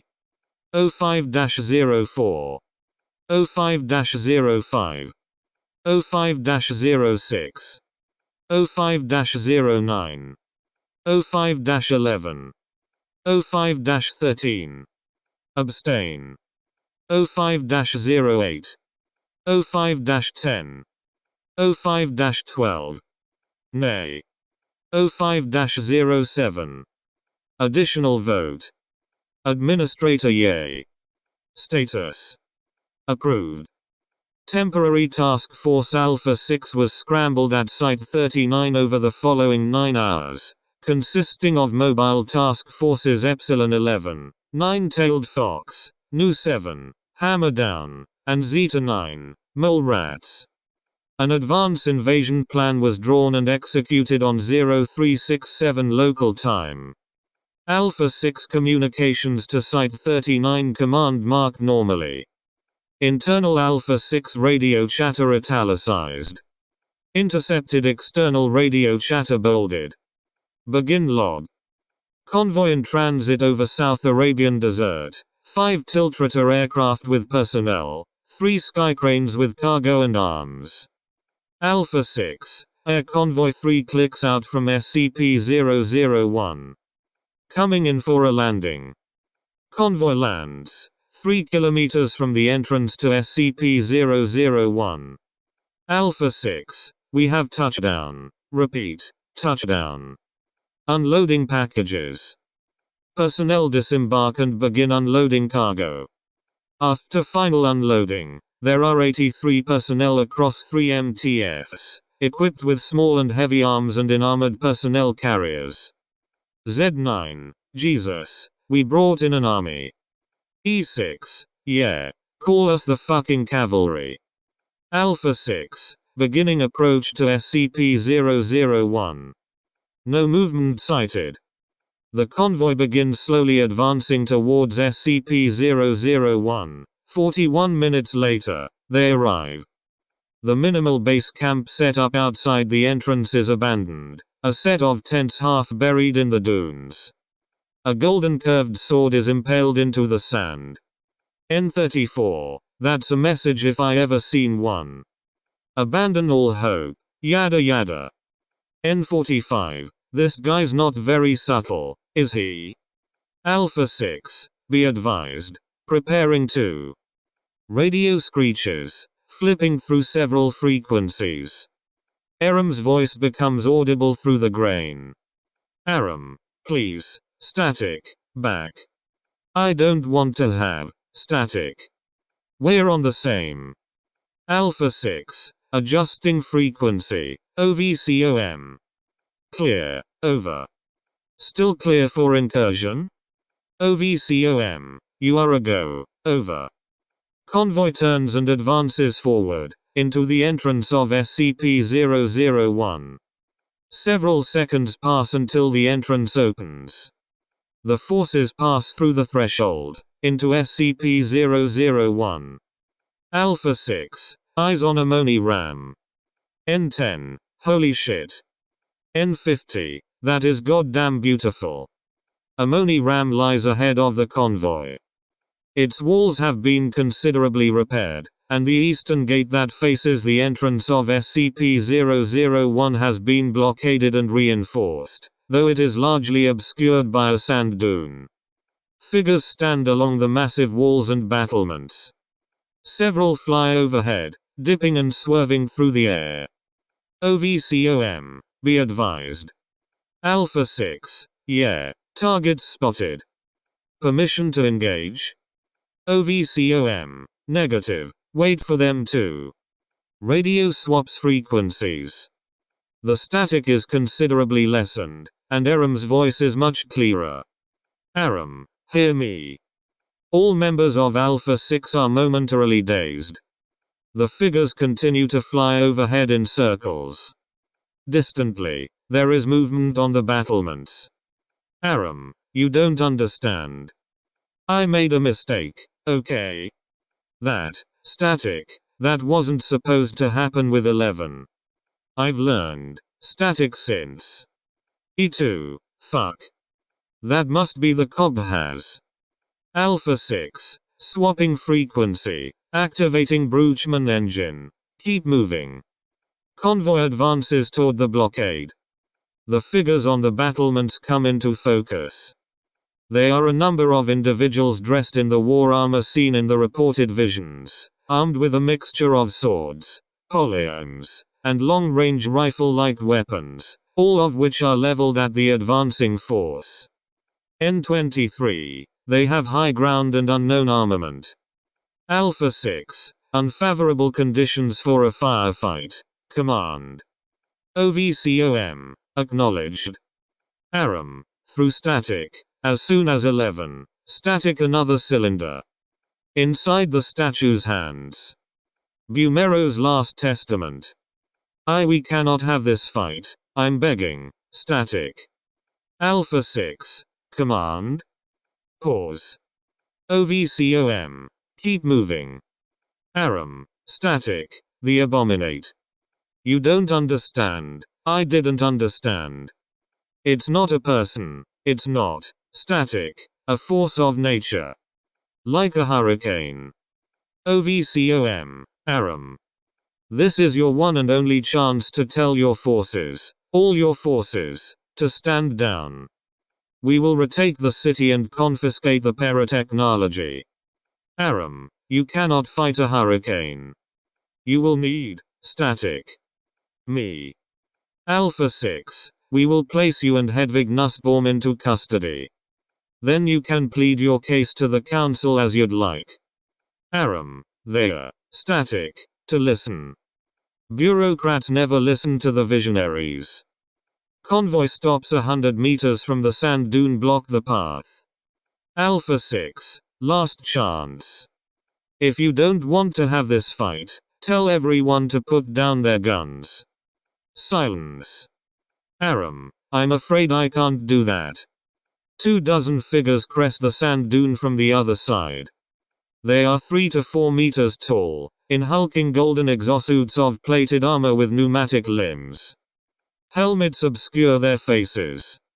The central 2 figures are the largest. One is 4 meters tall in intricately designed and patterned silver and gold armor.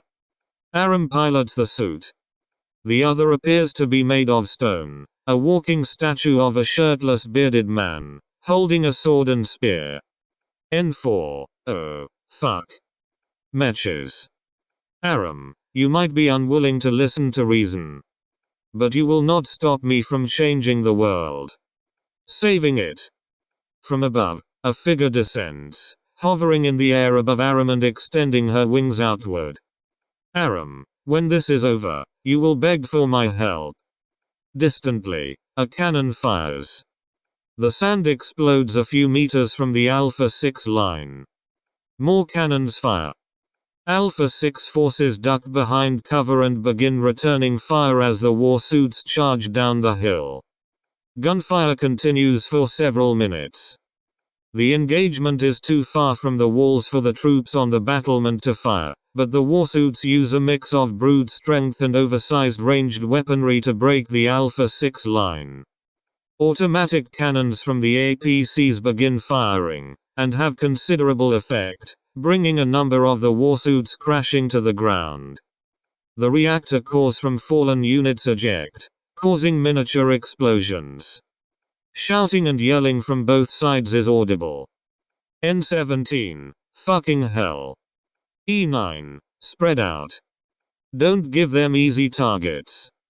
Z3. Hit. Aram. Do not fail your king. Gradually, the superior maneuverability of the Alpha 6 forces begins to turn the tide. While smaller and individually less powerful, the evasive tactics, spread out formation, and multiple angles of attack wear down the warsuits. Several soldiers lay wounded or dead, but a similar number of Mechanite warsuits are wrecked or disabled. Alpha 6. Keep firing. Evasive formations. Keep them off the trucks. N28. I see movement overhead. Use the flak. Overhead, a number of flying Mechanites divabom, causing a squad to scatter. One grabs a soldier by the torso and pulls him into the air, screaming.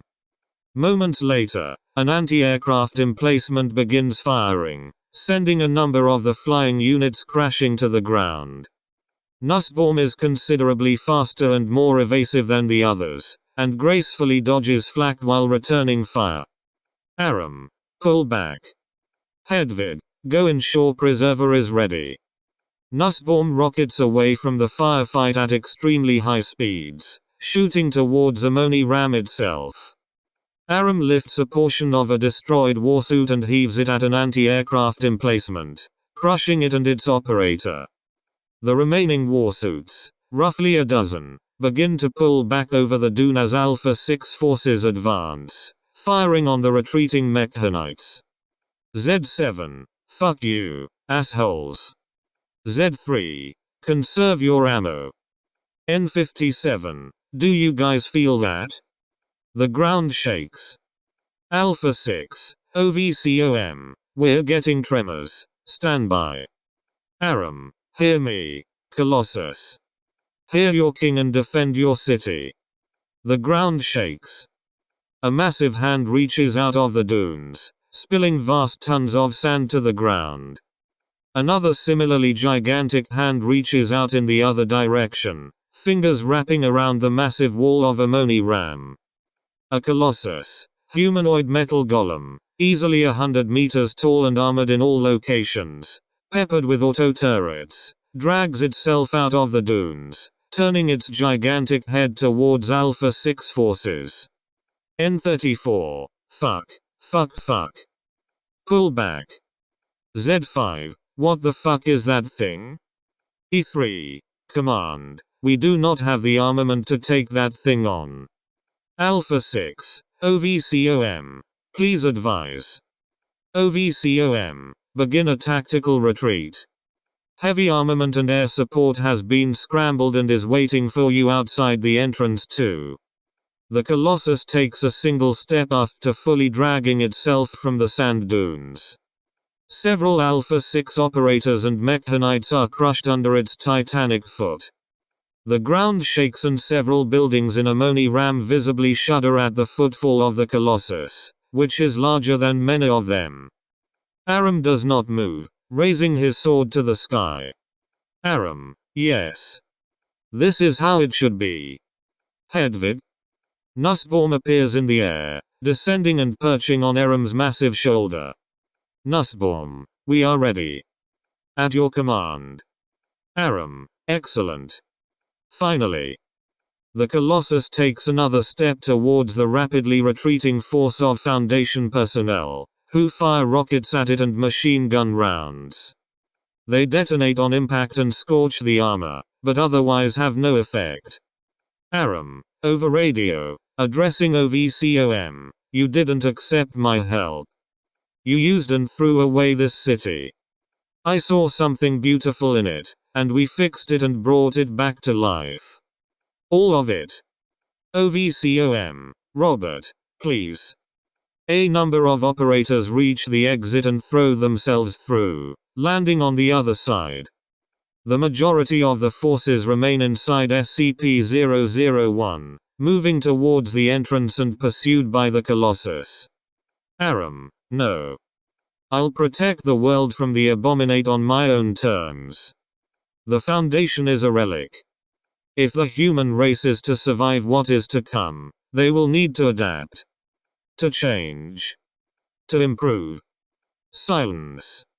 Aram, my name is Robert Gumero, and the world will change for the Church of the Broken God. Because it has no choice. All communication cease. Following this, a massive power surge fried the electronics of a waiting aircraft 3 kilometers away. All communication in and out of SCP-001 ceased, and subsequent investigation has indicated the entrance to SCP-001 no longer exists in the South Arabian desert. It is theorized that the Mechanite forces repaired and safely activated Mekhane's Kiss, teleporting AMONI-RAM to an unknown location. The failure of the AMONI-RAM initiative, the betrayal of Drs. Aram and Nussbaum, and the loss of SCP-001 with its countless amounts of Foundation knowledge, equipment, personnel, and paratechnology, have elevated global threat level to Category 4. Considerable potential to disrupt the general population. Foundation policy regarding digital and paratechnological implants and equipment has been frozen pending further review by Overwatch Command. The Church of the Broken God has been designated GOI-004. All efforts are to be made to locate Robert Aram Gumero and Hedvig Nussbaum and bring them into Foundation custody. Laboratories samples of Devite, Nalkan, and Mechanite biological weapons used in the siege of AMONI-RAM have produced viable specimens. They have been provided provisional SCP designations, SCP-697, SCP-610, and SCP-217, respectively. Project Forerunner Triad has been organized to address the consequences of the AMONI-RAM initiative, and report directly to Overwatch Command.